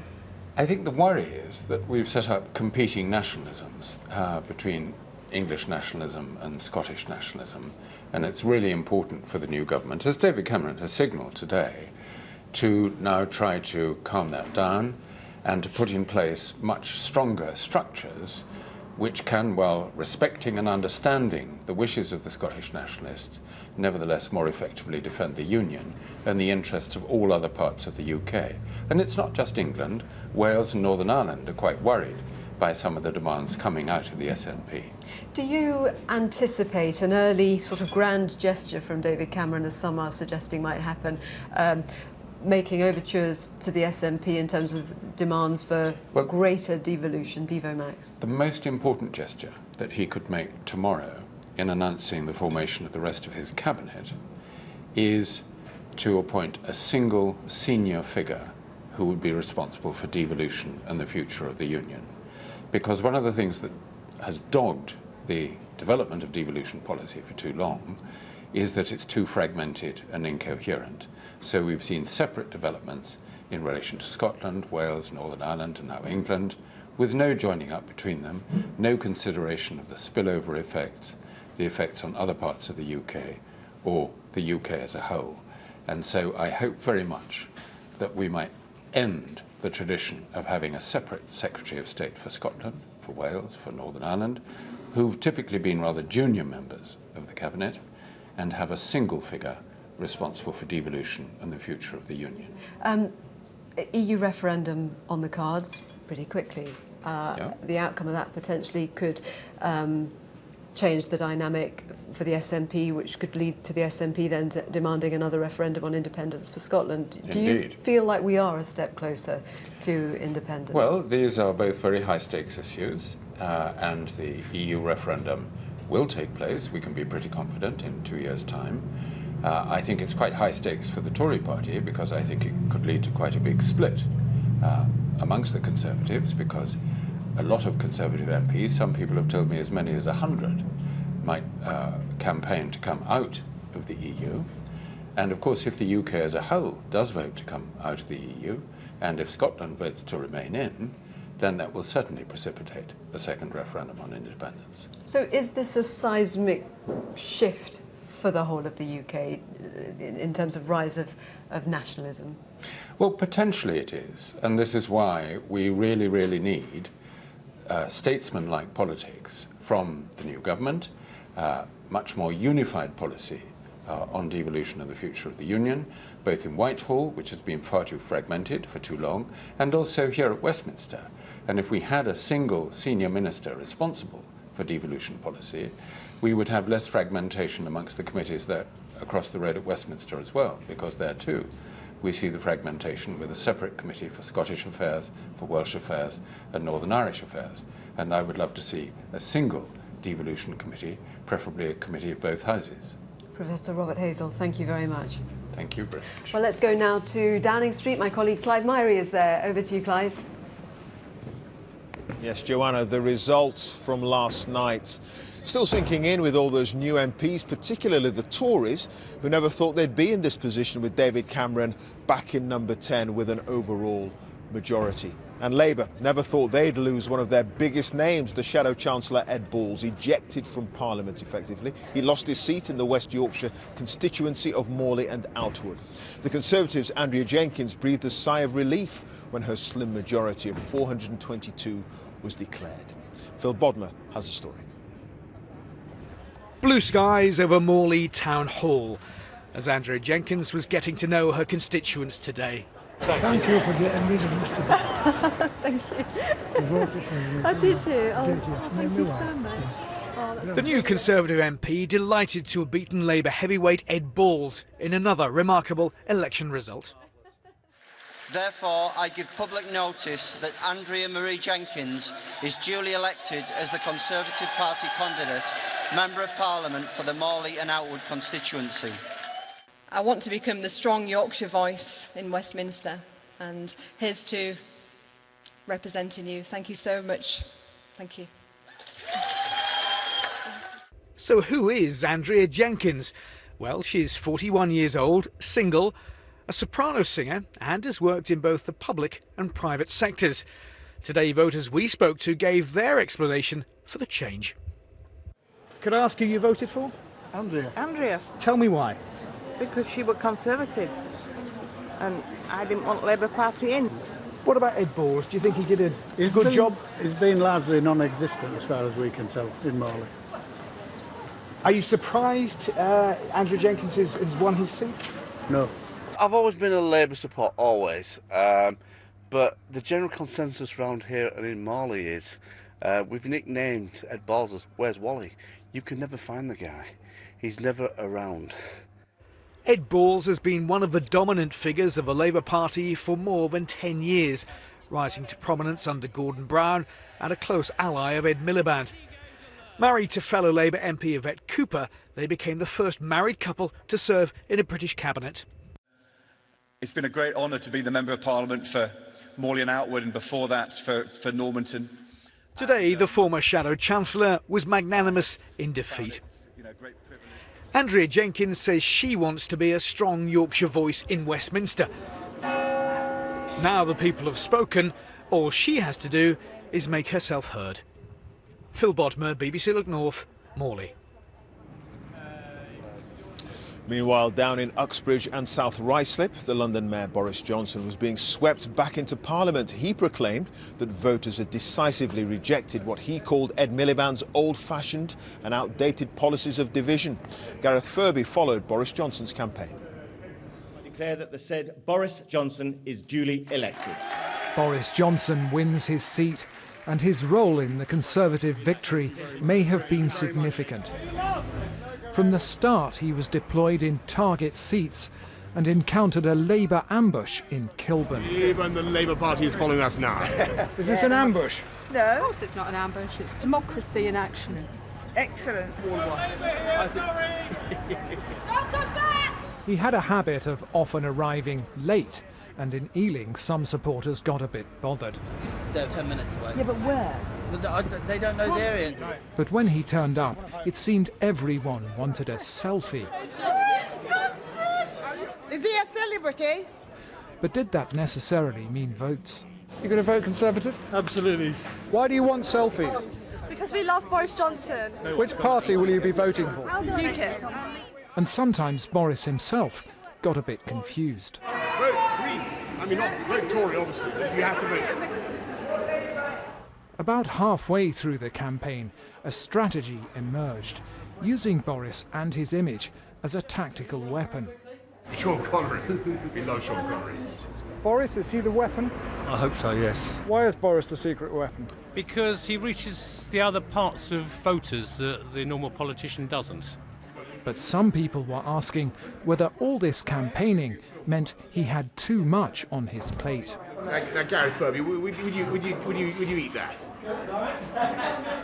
In Uxbridge, his constituency, there was unhappiness when he missed a hustings. Right, Boris, are you coming to this hustings tonight, old chap? Oh, yes. He should be here to give his views. I just think it's disrespectful. Why are you putting it there? Just in case people forget what he looks like. It's only Boris that hasn't turned up yet. He's so confident, he doesn't need to belittle himself to come into us minions. He thinks it's a walkthrough, doesn't he? Yes, he does, he does. He might be in for a shock. Thank you very much, Mr. But he took the seat and the Conservatives won. And now attention may turn to a possibility often mentioned during his campaign. You'll get elected in Uxbridge and then you can run for PM. Boris for Prime Minister, yeah! Prime Minister to be. Who's the big cheese around here? You are! Well, we've had 4 appointments to the new cabinet. A sense of continuity, really, with Theresa May et al. Being reappointed to their positions. One wonders if Boris Johnson potentially could be joining them at some point in the not-too-distant future with his victory there in Uxbridge. Well, the heavens have just started opening up. We're going to give you the full weather forecast now. Alex Deakin has the details. Hi, Alex. Hello there, Clive. The weather's going to be chopping and changing over the next couple of days. Some warmer weather on the way. Not necessarily for all of us, and warm doesn't necessarily mean sunny. Certainly tomorrow morning it's not going to be too sunny. A grey, damp, dank start to the weekend, but stick with it. It should brighten up for many. There'll be sunny spells by the afternoon. Outbreaks of rain across parts of eastern England, particularly northern England and southern Scotland. That'll stick around for much of the night. 1 or 2 showers elsewhere and a brisk wind blowing along the south. Quite gusty conditions along the south coast. With the breeze and the cloud, it's a mild night for most, warmer than last night, but still in northwest Scotland, clear skies here could allow a touch of frost. It does mean that western Scotland should have quite a bit of sunshine during Saturday. A grey, damp, dreary start in eastern Scotland, taking a while before it brightens up here. But it should be brightening up quite quickly across Northern Ireland. Some sunny spells on offer. Sunshine for England and Wales in short supply in the morning. A dull, damp start for much of northern England. There'll be some sharp showers coming into South Wales and southwest England. These sharp showers, very hit and miss, but they could give a few intense downpours, and they'll be shimmying their way across other southern counties during the morning. That dull, damp weather lingers across northeast England into the afternoon, but for most places it does cheer up. It brightens up, the cloud breaks, and we see some sunshine. And by the end of the day, just left with 1 or 2 scattered showers, which could still be on the heavy side across the east. Temperatures struggling in the east, where it takes longest to brighten up. We're just at 9 to 12, but elsewhere with some afternoon sunshine, 14 or 15 quite widely, a touch warmer in the southeast. High pressure is trying to build in, but we've got a fight going on with an area of low pressure, so it's a north-south split sort of on Sunday, with much of England and Wales dry, bright and warm, whereas there'll be a lot of cloud for Scotland and Northern Ireland, with rain at times, particularly in western Scotland, and another pulse of rain for Northern Ireland later on. With the cloud and the rain, temperatures in the teens at best. But for England and Wales, well, where it's cloudy, we'll be in the mid-teens, but where we see some sunshine, high teens, 20 degrees is likely somewhere across parts of the south. And it could get warmer still on Monday. We've got this fight going on between the high and the low, and between warmer air coming up from Spain and Portugal and cooler air to the west. The warmer air initially makes some progress, but it may get kicked out of the way by the time we get to Tuesday and the cooler air starts to take over. So yes, warming up, but not necessarily sunny everywhere, and it doesn't look like that warm spell is going to last too long. Bye for now. This week on Click, paralysed but walking. We check out the suit that made it all possible. And we pitch Apple against Android to find out which smartwatch fared best. Start a run. Run. Run. Click tomorrow at 12:30 p.m. on the BBC News Channel. If a GP looks at a patient across the table and says, if you don't lose some weight, you're going to have a heart attack, and the guy says, well, give me statins. I'm not doing that. What's the doctor supposed to do? Say no. Greece is saying, we're not so sure we should go along with these EU sanctions. What are they thinking? We don't know how to fight this war, and it's happening so fast that we don't have the equipment, the personnel, or the time to deal with this. The Papers, every night at 10:30 and 11:30 on the BBC News Channel.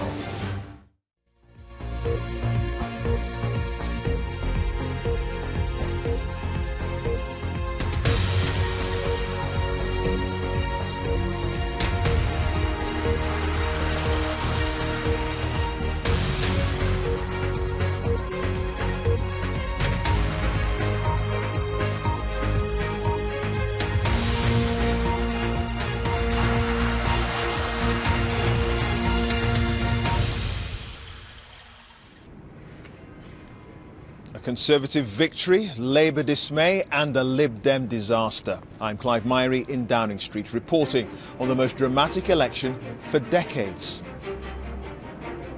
David Cameron confounded the pollsters and returned to number 10 with a 12-seat majority, pledging to govern for one nation. In this Parliament, I will stay true to my word and implement as fast as I can the devolution that all parties agreed for Wales, Scotland and Northern Ireland. Ed Miliband, Nick Clegg and Nigel Farage swiftly resigned their party leaderships. I take absolute and total responsibility for the result and our defeat at this election. I'm so sorry for all of those colleagues who lost their seats. I must take responsibility, and therefore I announce that I will be resigning as leader of the Liberal Democrats. I should be writing to the UK UKIP National Executive in a few minutes, saying that I am standing down as leader of UKIP.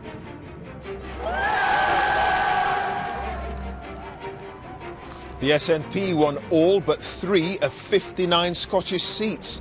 Nicola Sturgeon has already had a phone call with David Cameron.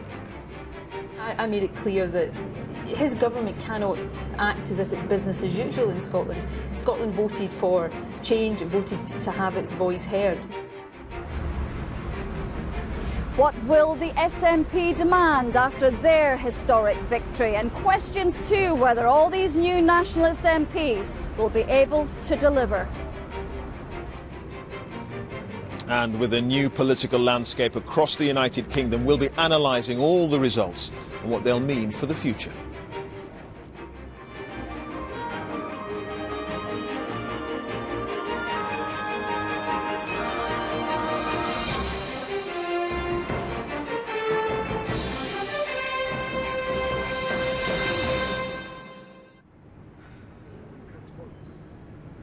Good evening and welcome to this BBC News election special from Downing Street.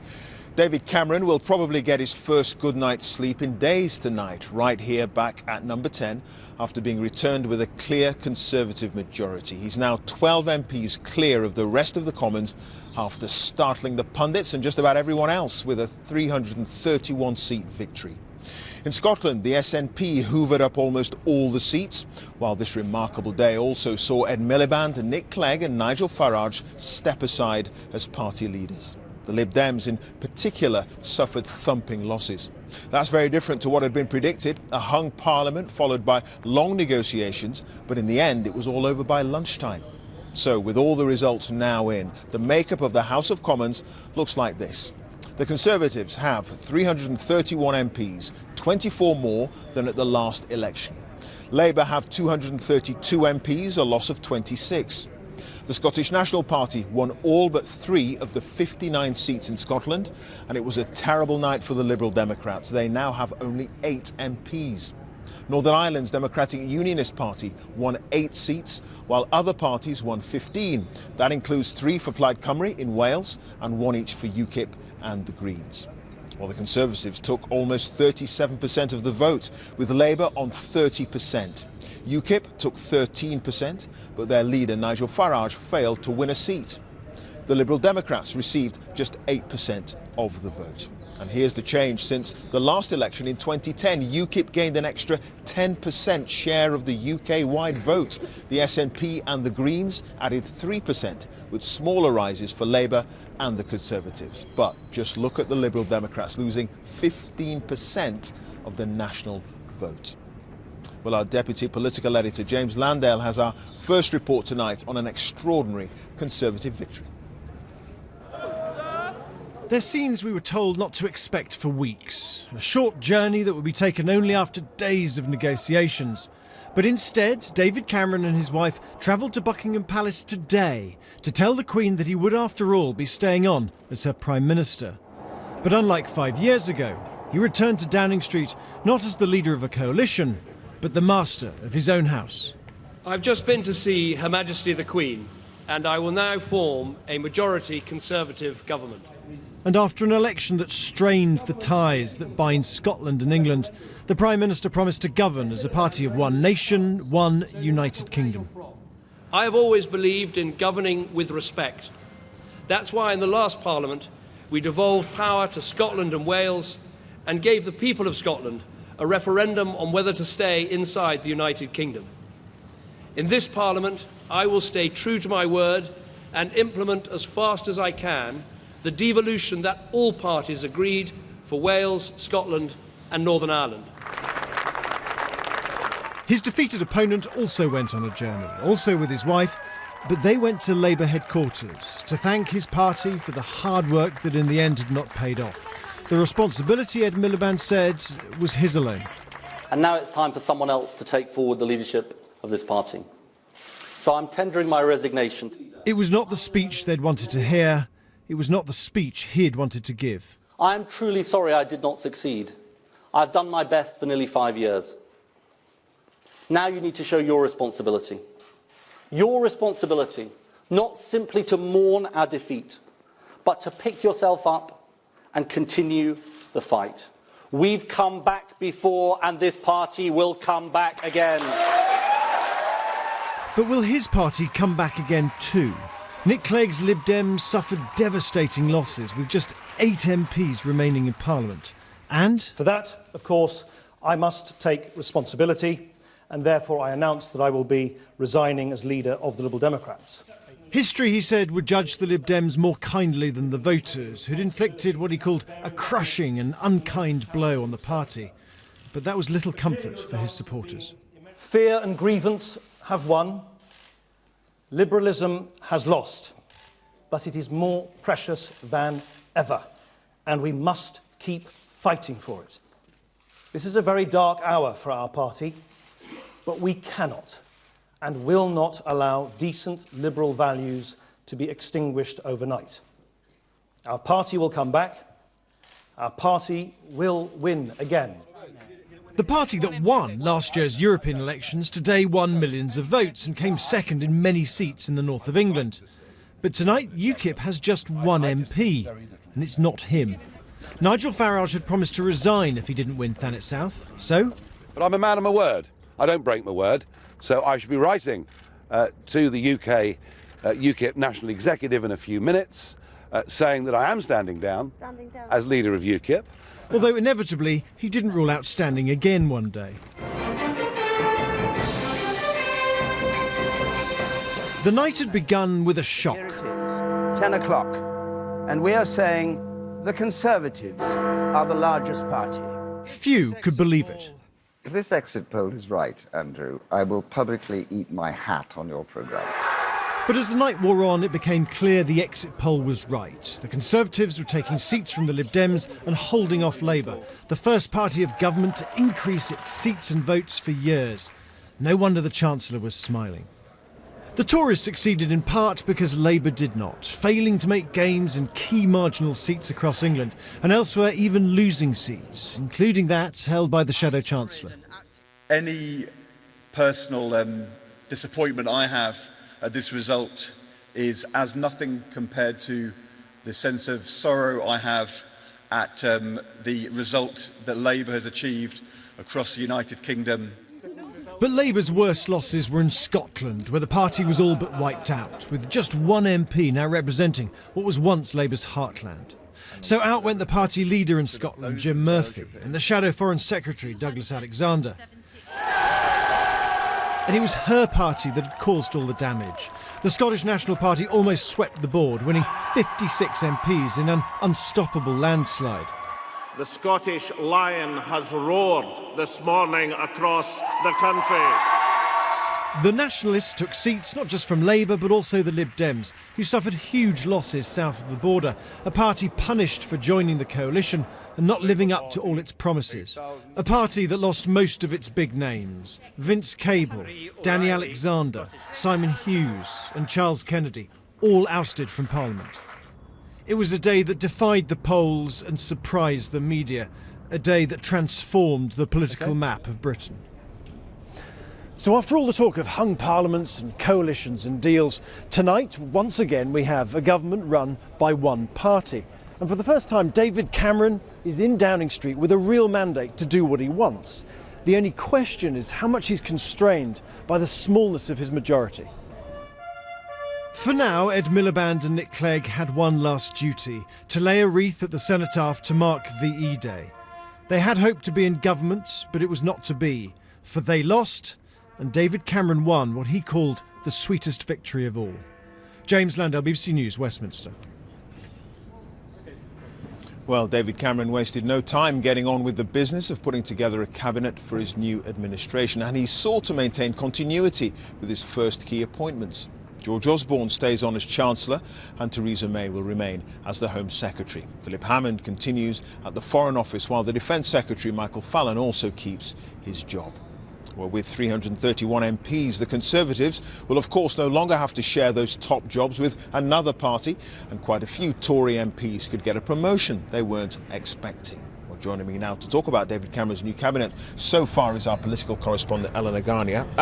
Continuity at the top, the four key positions already filled. Are we going to see then perhaps a branching out to some of the class of 2010, for instance, for some of the other posts, and potentially Boris Johnson coming back in? The class of 2015, yes. So we've got those four big beasts, if you like, the four big cabinet roles that have been filled. Previous incumbents there back in place. We won't see any further news on the reshuffle until Monday. Maybe we will see Boris Johnson, for example. I think it would be quite soon to see him, up on the ministerial ladder already. And while David Cameron gets on with being Prime Minister, just think of the other parties, the Lib Dems and Labour. They have got some serious soul searching to do. They've got to choose their new leaders. For Labour, is it going to be someone who leans more towards the Blairite era, the Brown era, or perhaps someone new, a fresh face? And for the Liberal Democrats, they've just got 8 MPs to choose from for their leader. So while David Cameron can be cosy inside number 10, back in his office, back at his own desk, the other parties have got some serious soul searching to do. Indeed. OK, Ellen Agania, many thanks for that. Well, we think David Cameron still is inside number 10, mulling things over, and as Eleanor was saying, he's probably going to be coming up with a few more names for his new cabinet at the beginning of next week. And with that, it's back to you, Joanna. Thank you very much, Clive. Well, in a moment, we'll be speaking about the result that the pollsters did not predict with Joe Twyman of YouGov. But first, let's talk more about the extraordinary result for the SNP. We can go live to Glasgow and join our correspondent, Emma Simpson. Evening, Emma. Good evening, Joanna. You join me from a very rainy George Square in Glasgow. This was the scene of many a lively gathering during the independence referendum campaign last year. A vote, of course, that the SNP lost. Boy, are they the big political winners north of the border. There are no wild celebrations here tonight. I think these sensational results are still sinking in. The whole political map has been redrawn here. And Nicola Sturgeon has already had a brief conversation with David Cameron. It was a short courtesy call. I congratulated him. It's no secret I didn't want him to continue to be Prime Minister, but he won the election and I congratulated him. He congratulated the SNP on our success. I made it clear that his government cannot act as if it's business as usual in Scotland. Scotland voted for change, it voted to have its voice heard. Now, I hope to meet with the Prime Minister in the not too distant future when we can discuss how we're going to take some of these issues forward. But there's no doubt the 56 MPs elected for the SNP will come here to Westminster to make Scotland's voice heard, but also to try to work with others to get some more progressive politics into this place. David Cameron has already struck a conciliatory note, signalling that further changes are ahead for Scotland. Quite what this means, it isn't clear, but there are big political divisions now between Scotland and England. Expect the former SNP leader, Alex Salmond, now back at Westminster, not to make things easy for the PM. He's been speaking again this evening. We'll do our best to try and articulate a different view, a different perspective. The point I'm making is I think David Cameron may have a majority of 10 in Parliament at the present moment, but precedents will tell you that a majority of 10 is worth very little. I mean, it lasts usually about a year to 18 months in the normal flow of politics. I think he could run into very profound trouble, particularly on Europe, particularly on English votes for English MPs, constitutional issues. There are plenty of rocks awaiting to shipwreck the good boat Cameron as it sails into very choppy waters. Now, in that parliamentary environment, you can have a very profound influence. I mean, when I went to the House of Commons in 1987, the SNP had 3 MPs in a parliament of 650. Margaret Thatcher had a majority of over 100, and yet we still managed to make our voice heard. How much more can we make our voice heard with 56 MPs, with a narrow majority in a parliament, when we're enunciating a principled position against austerity and in favour of Scottish interests? Now, despite what Alex Salmond says, neither he nor the SNP expected this outcome, a Conservative majority. There are questions about whether all these new nationalist MPs will be able to deliver. Tonight, all we can say is that politics is just not going to be the same here again. Back to you, Joanna.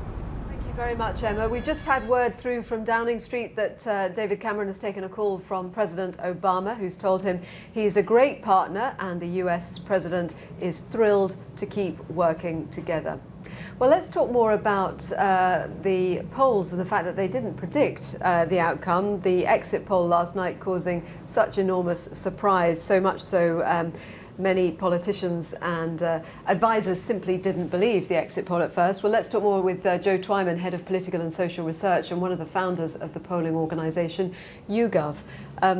You didn't spot it. I mean, none of the pollsters did. What was going on? The pollsters got it wrong, and it's that simple. And I'm happy to put my hands up and say that. I'm upset that what we didn't do was take account sufficiently of the fact that the country has changed, and we are now in such a fragmented, unusual system from what we've been in before. And so while we were able to identify the rise of the SNP and their surge in Scotland, and UKIP's support, and also the collapse of the Lib Dems, what we didn't get right was the balance between the Conservatives and Labour and how that would play out in the seats, and that's what caused the problem. How could you have done it differently?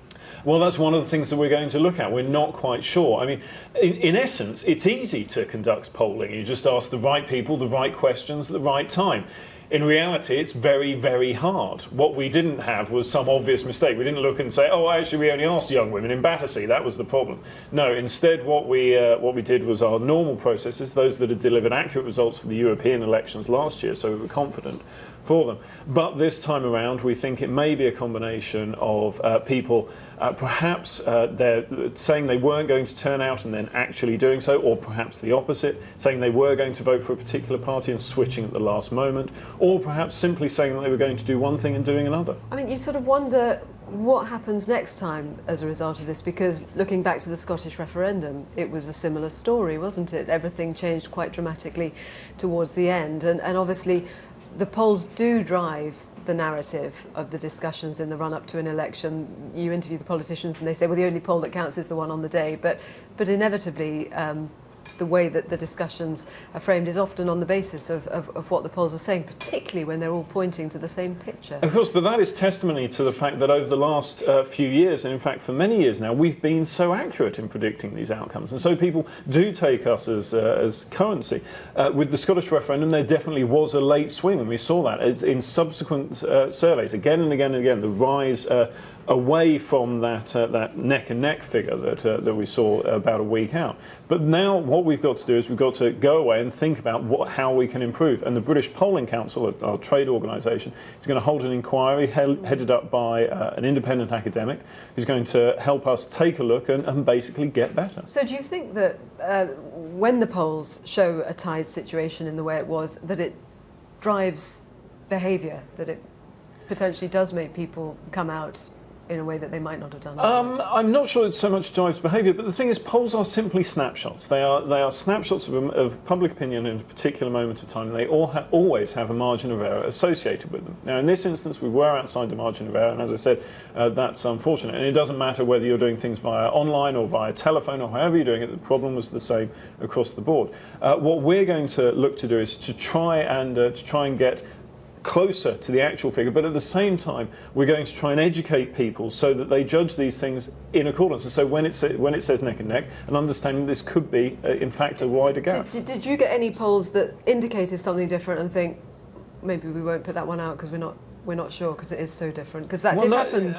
Anyone who does that, it says to me that they don't believe their own methods and their own results. We didn't. Must be quite nervy though at the end when everyone's sort of. Let me take you back to Gareth Gates and Will Young on Pop Idol, and everyone said that Gareth Gates was going to win, and we said that Will Young was going to do it. Joe, we must leave it there because thank you very much, Joe Twyman of YouGov. We are going to see the Queen at Windsor Castle. This is the day commemorations. Sarah Campbell, our correspondent, is covering the commemorations, the 70th anniversary commemorations, and with the lighting of the beacon. Sarah, tell us what's happening there at Windsor. Yes, indeed. Will you join us at Windsor Great Park? There is a weekend of V-Day commemorations continuing this weekend, and this is the principal beacon of a chain of beacons which will be lit across the United Kingdom this evening. The Queen there lighting that in just the last few minutes, lighting the principal beacon. This similar ceremonies will be taking place across the country in around 200 locations, with tributes being led. Tributes, let us remember those who gave their lives at home and abroad, and then the beacons will be lit. The Queen there with Bruno Peake, who's just showing her around. Bruno Peake is the event organiser of this, and she's now going across to meet some of the young cadets who've come across. And this kind of ceremony is very much going to be reflected across the country.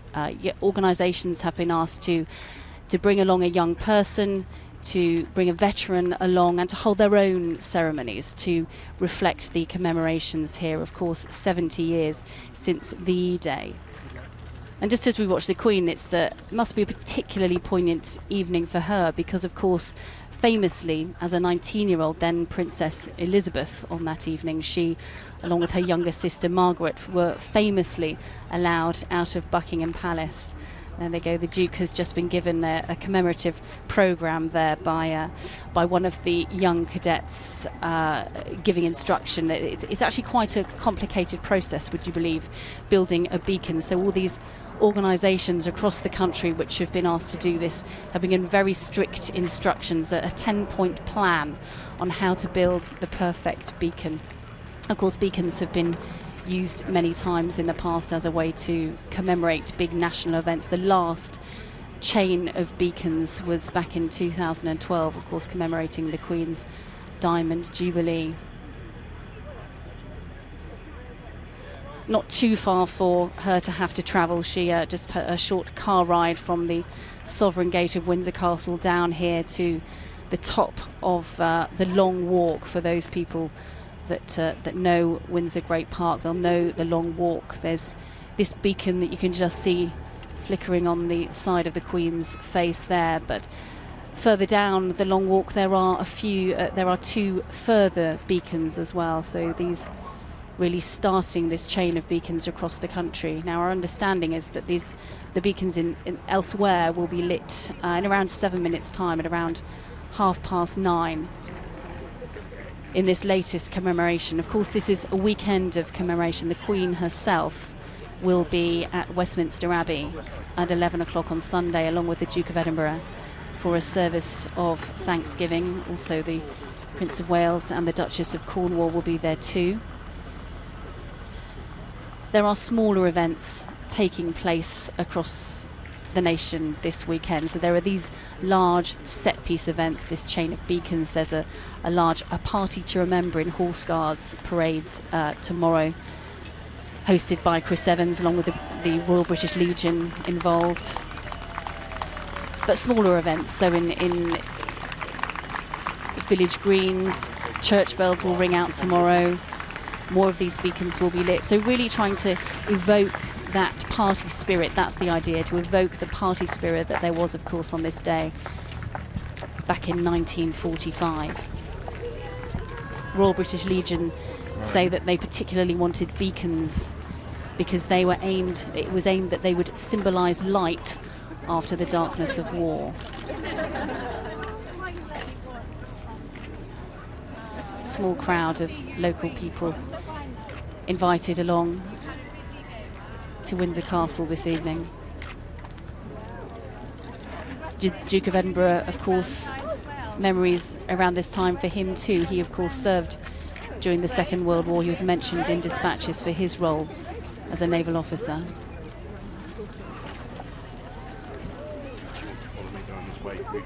I wonder if anyone's likely to ask the Queen about her memories. There's that famous story, it does evoke some pictures, doesn't it, of her 70 years ago, along with her 14-year-old sister, Princess Margaret, were allowed out of Buckingham Palace and spent this evening 70 years ago congering down the Mall, wandering around the Mall, going into the Ritz. A rare opportunity for her to mix amongst the people of London. And that was 70 years ago. Looks like that might be it for this evening. Looks like they're heading back towards the car, which will take them back to Windsor Castle. But as I said, they will be taking part in more events over this weekend.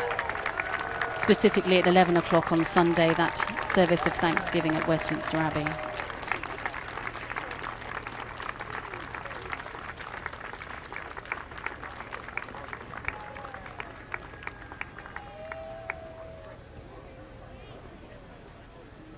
So once again, those beacons symbolising light after the darkness of war. The Queen lighting the principal beacon, the first beacon. 2 more will have been lit along the Long Walk here at Windsor, but across the country. Very similar ceremonies to this, with local dignitaries, will be taking place, and those beacons will be lit.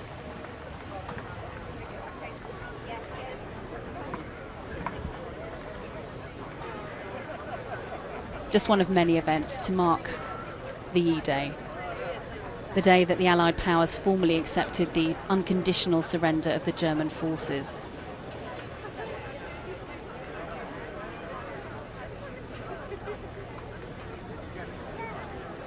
OK, well, we will leave the lit beacons in Windsor. The Queen overseeing that commemoration ceremony marking the 70th anniversary of victory in Europe. Go back to the politics and that extraordinary general election result. Majority for the Tory party, which means that tonight David Cameron is savouring the prospect of governing alone without being in coalition. We can talk now to one former Tory MP, Laura Sands, the pro-European Conservative former MP for Thanet South, where Nigel Farage unsuccessfully stood, still held by the Tories, but you were standing down anyway. Yes. In that seat. Thank you very much for joining us. Well, did you ever think that Nigel Farage might do it? Were you surprised with the result? I have to say I've always trusted the people of South Thanet. I mean, he tried very hard to be seen to be somebody local, to care about local issues, but it just didn't wash. And to be frank, you know, it wasn't the seat that he thought it was, and that showed his lack of understanding of the changes in the constituency and the ambitions for the constituency that the residents have. So what was the issue? Did he just pick the wrong constituency? I mean, I think he totally picked the wrong constituency. I'm not sure, you know, UKIP was ever going to win more than Clacton. They were talking up Thurrock, they thought they were going to hold on to Rochester and Stroud, and they just don't, they cannot get beyond 27-28% in a constituency. And, you know, that showed, and it certainly showed it in South Thanet. How much of an impact did the promise for there to be an EU referendum by David Cameron impact on the outcome? Did that spike UKIP's guns? Well, I think Europe is important, but I don't think it's an absolute vote changer. But I think that the commitment Conservatives have been making now for many, many years, me included, that we would have a referendum after this general election, I think does mean that people feel that their voice is heard. And I think it's as much about people being asked whether they are approving of something than it is about the issue of Europe itself. But were the Tories driven down that path effectively by UKIP, and now David Cameron potentially finds himself in a difficult position going forward because he does have a majority, but it's a small one, and he is going to be at the mercy of disgruntled MPs, and we know from previous experience what can potentially happen within the Tory party when it gets its teeth stuck into Europe. Well, I don't think the Prime Minister could be stronger than he is at the moment. I think it's very, very clear sense of direction. And it's a pathway that actually the whole Conservative Party have agreed, whether we absolutely have exactly the same views about Europe itself. The actual process, renegotiation, then coming up to a referendum, putting that to the people, I think is something that is very common to all Conservative MPs. I mean, you are a pro-European. Yes. Is it the right thing, therefore, for the party to be doing when businesses say it's going to lead to enormous uncertainty, because obviously there is the possibility that you won't get the result that you want and others? Well, I mean, I'm very confident that we will, but we've got to work very hard at it, and so it's absolutely, there's no complacency there. But I do think that the public have been demanding in many ways a referral back to them about the European issue. That has been established. We've now got a mandate to do that, and it's now a matter of proceeding with this as quickly as possible, ensuring that we put the case forward, and then, you know, as I thought that the public last night came up with the right result, I'm sure that on Europe we will see, you know, a positive outcome. Is it going to dominate politics, though, I think there's all the way through? There are lots of other things to do, and I think that we all realise that this isn't the first thing on the public's list. So I think we've got to be very, very clear that there are a lot of other things that they want us to do before this, but this is one important part of the sort of spectrum of manifesto commitments. Do you believe the Tory party can be disciplined on the issue of Europe? I think that if we have a clear process, which we do, we have a mandate to do this, and we ensure that we have a timetable, I think that the party, some people might take different views, but I don't think that that's a problem about derailing the actual process. And, I mean, just more broadly on the result itself, what did you think when you saw that exit poll? Was there anything like you were anticipating? I was thrilled. I mean, it was fantastic. And I think that, you know, while we were all really hard working for a majority, and that was everyone's ambition, I think it was pretty exciting to see it, you know, so-called in black and white. I mean, the polls themselves, the opinion polls, certainly gave us a bit of a roller coaster beforehand. Laura Sands, thank you very much for coming in. We'll have much more coverage and analysis from here in Westminster. First, though, let's catch up with the weather with Alex Deakin. Hello. It'll brighten up for many of us during Saturday, but first thing, it's going to be a bit grey and damp. Cloud covering much of the UK tonight. Rain across southern Scotland and northern England, slow to peter out, and a brisk breeze blowing in the south, getting quite gusty along the south coast. A mild night for many, but clear skies in northwest Scotland mean a cold one here. Could be a touch of frost, but should be some sunshine to start Saturday. It'll brighten up quickly across Northern Ireland. Elsewhere, it's a grey, damp start. Some sharp showers shift through southern areas. Still a few showers in the afternoon across the east, but for most it brightens up quite nicely with spells of sunshine. Temperatures, well, struggling in parts of the north and east, but elsewhere 14, 15 degrees, maybe 18 or 19 in the capital. Sunday could be warmer across England and Wales. Maybe some drizzle around western coast. Certainly some rain at times to Scotland and Northern Ireland. But for the bulk of England and Wales, dry and hazy sunshine lifting the temperatures more widely into the mid-teens. 20 Celsius is possible across parts of the south, maybe warmer still on Monday. That's all for now. Goodbye. This week on Click, paralysed but walking. We check out the suit that made it all possible. And we pitch Apple against Android to find out which smartwatch fared best. Start a run. Run. Run! Click tomorrow at 12:30 p.m. on the BBC News Channel.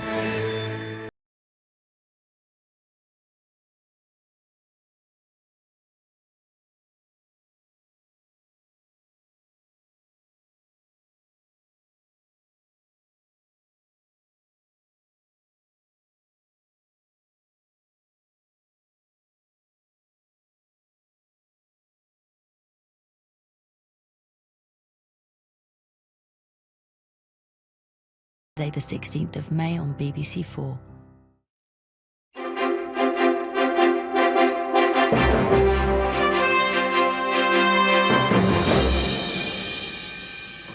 Hello, you're watching BBC News. A surprise victory in the general election means the Conservatives can govern with an outright majority.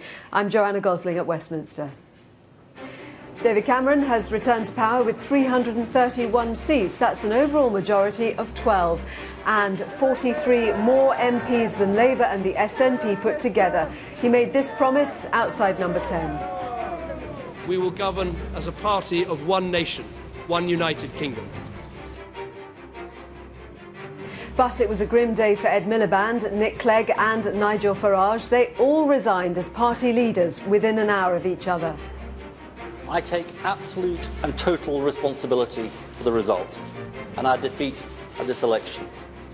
I'm so sorry for all of those colleagues who lost their seats. I must take responsibility, and therefore I announce that I will be resigning as leader of the Liberal Democrats. There will be a leadership election for the next leader of UKIP in September, and I will consider over the course of this summer whether to put my name forward.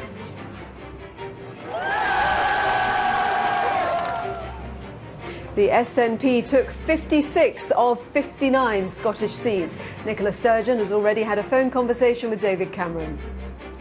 I made it clear that his government cannot act as if it's business as usual in Scotland. Scotland voted for change, it voted to have its voice heard. And the Queen lights a beacon to mark the 70th anniversary of VE Day, victory in Europe. Good evening. David Cameron is back in Downing Street tonight. His new cabinet is taking shape with George Osborne reappointed as Chancellor, and Mr Cameron is getting used to the unusual feeling of enjoying a clear Conservative majority. It's a result that was not foreseen by pollsters or many of the pundits. Well, what can we expect from the new government? Christian Fraser has been taking a look at some of the Conservatives' key promises. There were a surprising number of giveaways and promises in the Conservative manifesto. They will now be expected to deliver as the single party in government. So let's look at some of the big issues now facing the Prime Minister, starting, of course, with the deficit and the promise that this next government will be spending less than it brings in by the third year of the Parliament, even though there is a sum of money like this pledged for the NHS, an extra $8 billion at least over inflation by the year 2020. And at the same time, they'll be lifting those working 30 hours a week on the minimum wage out of tax altogether. And remember this one, removing family homes under £1 million from inheritance tax. That was a pledge made before the 2010 election. It wasn't delivered, and now it's back on the agenda. Constitutionally, of course, more powers for the Scottish Parliament and the Welsh Assembly. But the price of that, said the Prime Minister, is English votes for English laws. Can they deliver both while keeping the union together? And finally, the EU referendum. There are fears that Eurosceptics on the backbenches of the Conservative Party will be demanding more from David Cameron that he can deliver from Brussels. So an enormous juggling act for the Prime Minister over the course of the next 5 years.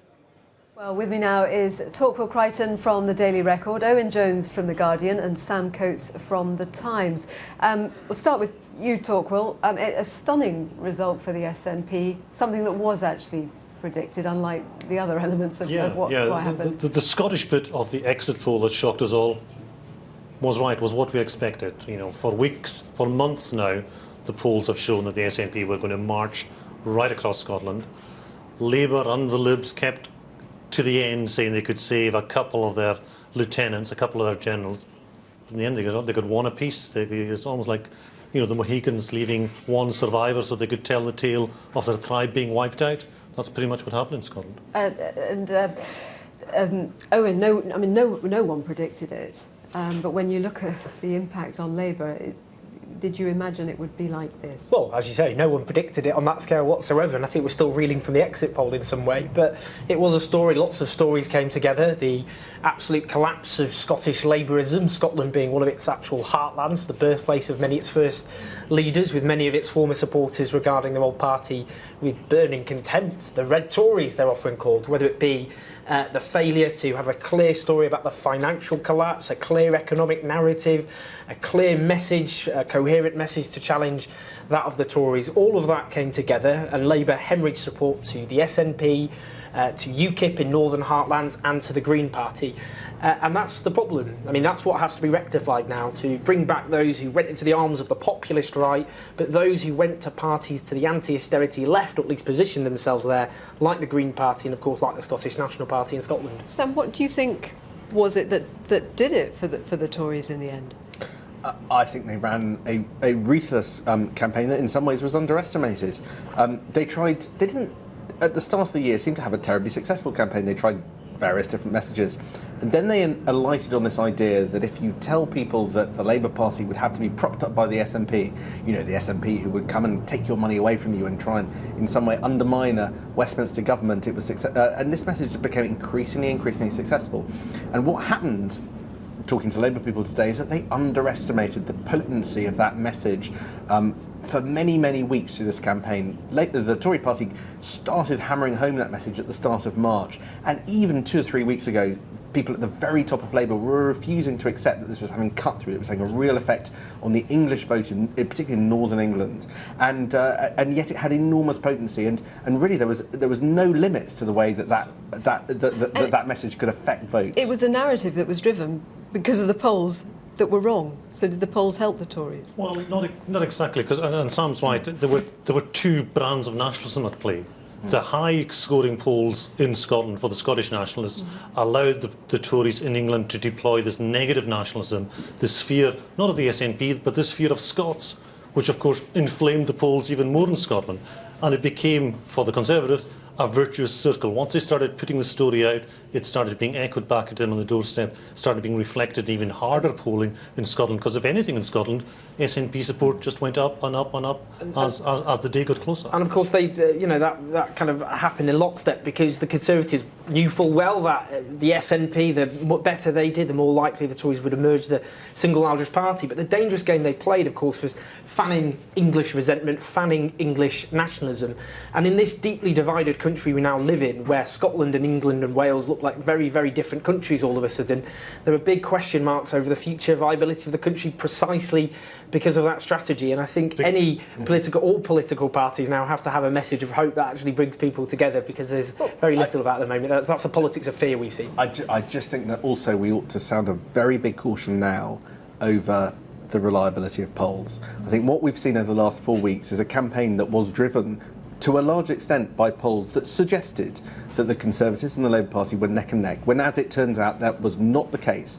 And as a result, there are people in the Labour Party saying, well, hang on a moment, we faced a campaign that was all about our viability for government. If the polls had suggested what was true, which was that the Conservatives were significantly ahead, you would have had a campaign about whether or not the Conservatives' viability of their plans for a majority government, many of which were dreamt up as bargaining chips that would be bargained away in a coalition with the Liberal Democrats, were viable. We didn't have that because the polls were wrong. The polls drove the campaign narrative. The campaign narrative was therefore, in some senses, wrong.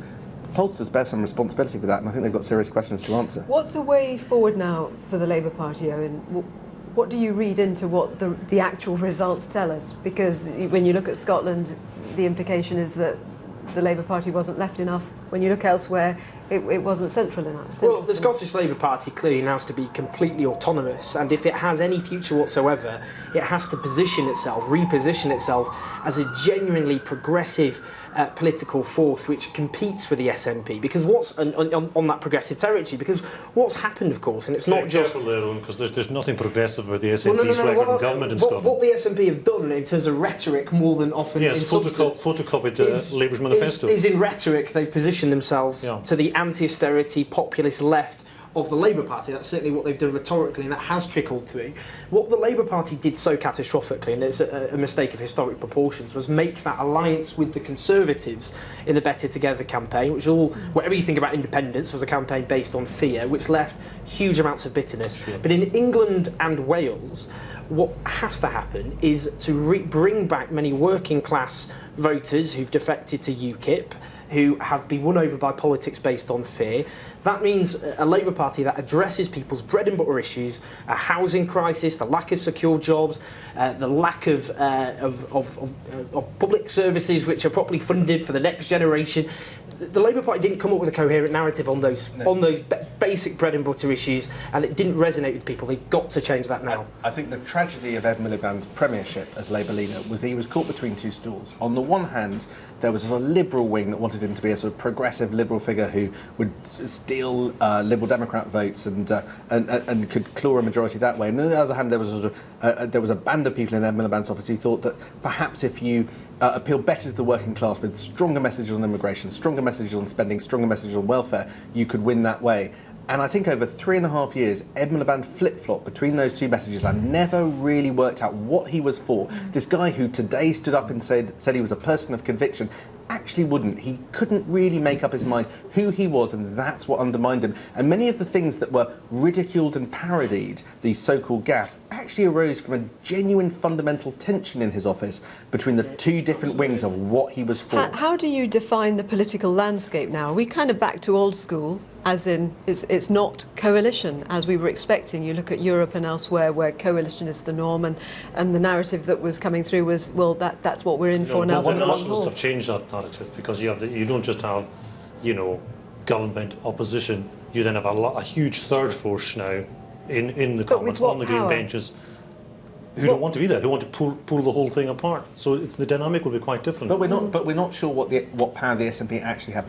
We have returned, in some senses, in England and Wales, to a two-party system, the kind of system that we saw through the 80s and the early 90s, where it was Labour versus the Conservative on key issues. But now we have this new third-party force, Liberal Democrats decimated, but not in a position in order to influence the government, and therefore they're sitting on the sidelines barracking. Now, I suspect the net result of that is that it's extremely good for the case of independence. What the SNP can do is that they can say, Westminster isn't listening to you. You're suffering because the Westminster argument is about a debate that doesn't really resonate with you. You should vote, if we're to ever have another referendum, to separate from the rest of the United Kingdom. That's probably the biggest result of what's happened today. And that's completely set up. You've got an SNP tsunami meeting, £12 billion of cuts, hurricane, bang.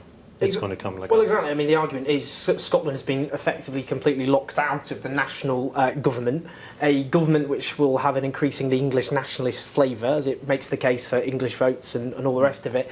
And they will have this anti-austerity message tapping into that. But you're quite right. I mean, on messaging, the Conservatives always had sharp, clear messages they repeated over and over again. What Labour have done for the last few years is randomly throw policies and messages into the ether with no coherent narrative, and that's why they ended up failing this going forward, the Labour Party, Liberal Democrats and UKIP as well, the other parties, but they obviously don't have the numbers that the Labour Party have. But in terms of opposition, they're in for a period of introspection.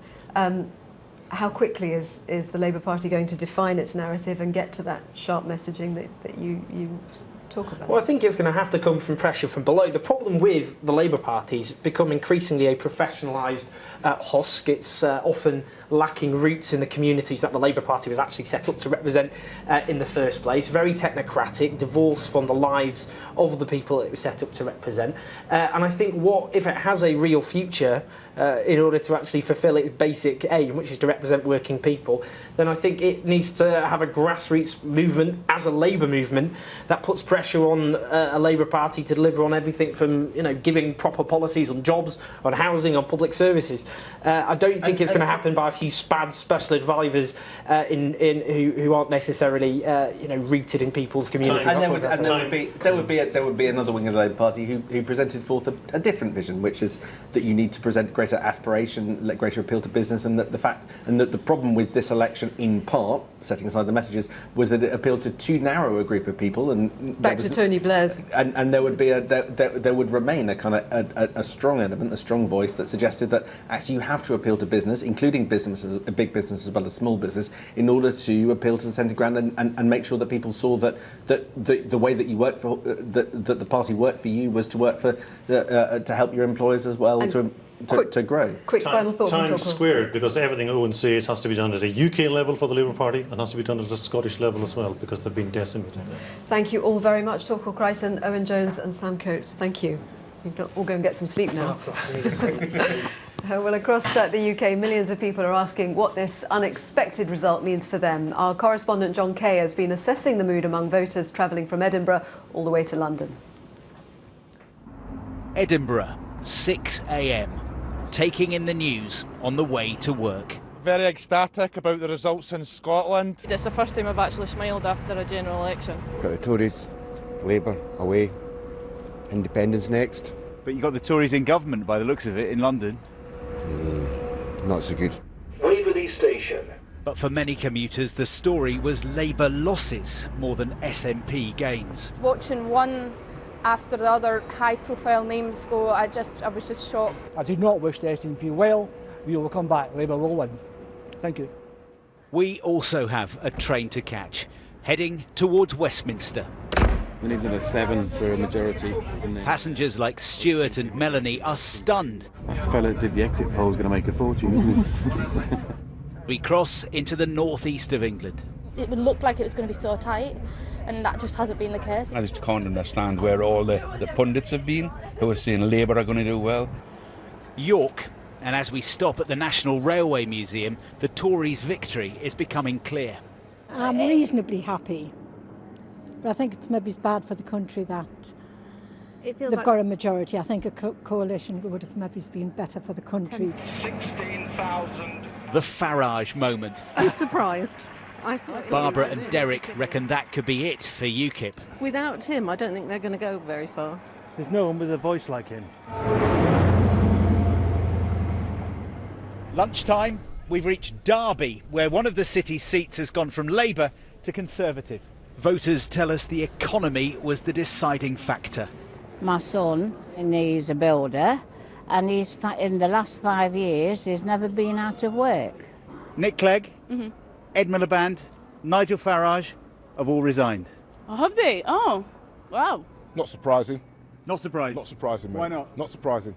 Didn't do a good job, did they? I think they've just got to regroup and start again, haven't they? London tonight. Soon, 56 Scottish nationalists and hundreds more MPs will travel this route. Our trip is over. A new political journey begins. John Kay, BBC News. Well, one of the few successes of the night for Labour was winning back the Bradford West seat from the founder of the Respect Party, George Galloway. The controversial politician took the seat in a landslide victory at the 2012 by-election. But today was a very different story, with Naz Shah winning the seat with a comfortable majority after a bitter battle. A warning first that Kathy Killick's report does contain flash photography. This is George Galloway, thanking you for your support yesterday. 3 years ago, George Galloway called his election win the Bradford Spring. He took to the streets on a victory tour, but the glee didn't last. Defeated last night, his face said it all. The controversial politician has had a knack for the limelight that's kept him in the public eye. Sir, I salute your courage, your strength, your indefatigability. His public praise for Saddam Hussein caused outrage. But this is a man who bounces back. His Respect Party may look irrelevant now, but George Galloway won't be giving up. The hyena can dance on the lion's grave, but it can never be a lion. And in any case, I'm not in my grave. As a matter of fact, I'm going off now to plan my next campaign. The woman who's ousted Galloway is Naz Shah. She was Labour's second choice to contest the seat, but her tough personal history seems to have resonated with voters.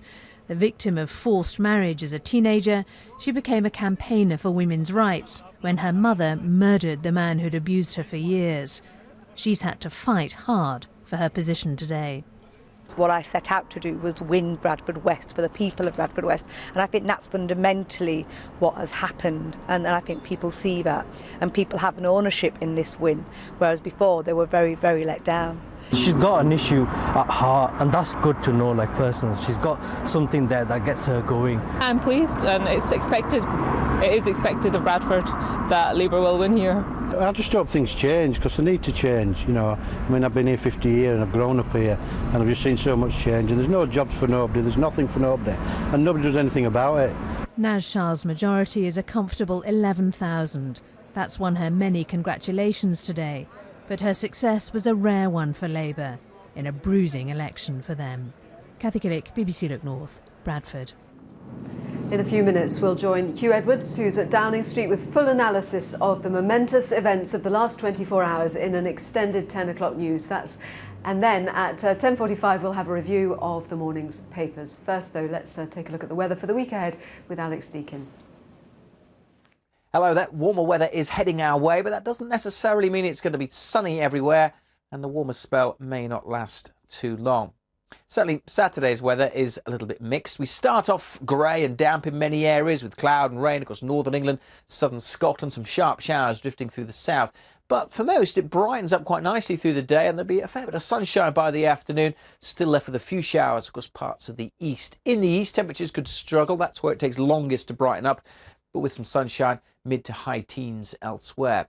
Saturday nights could be a bit of a chilly one. Cloud increasing across Northern Ireland and western Scotland with a little bit of rain here, but elsewhere generally dry with clearing skies across central and eastern areas. Towns and cities down to 6 or 7 Celsius. Could be some pockets of frost in rural parts of northern England and eastern Scotland.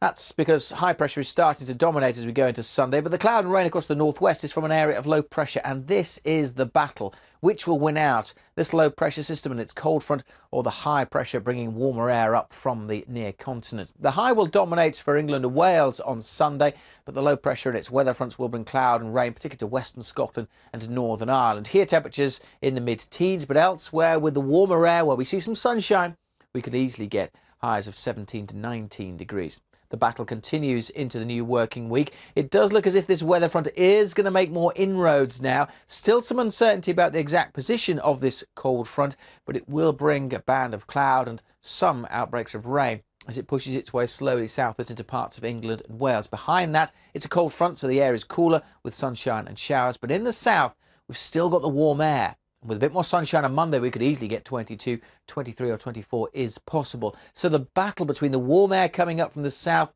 continues through Monday and Tuesday. But it looks now as if the warm air is going to get pushed a little bit further away by the time we get to Tuesday. And the cooler air will start to win out a little bit. So the warmth doesn't last too long. Still a bit of uncertainty about where the boundary is, this cold front. To the south of it, across the extreme southeast, we could still see temperatures in the 20s. But for most, the low pressure has won out and we're back to breezy conditions with sunshine and showers. Having said that, in the sunshine, temperatures will still be around or above average. And there's the possibility, as I said, of the warm air hanging on across the southeast and temperatures still over 20 Celsius. Now, the high pressure is back with us as we head into Wednesday.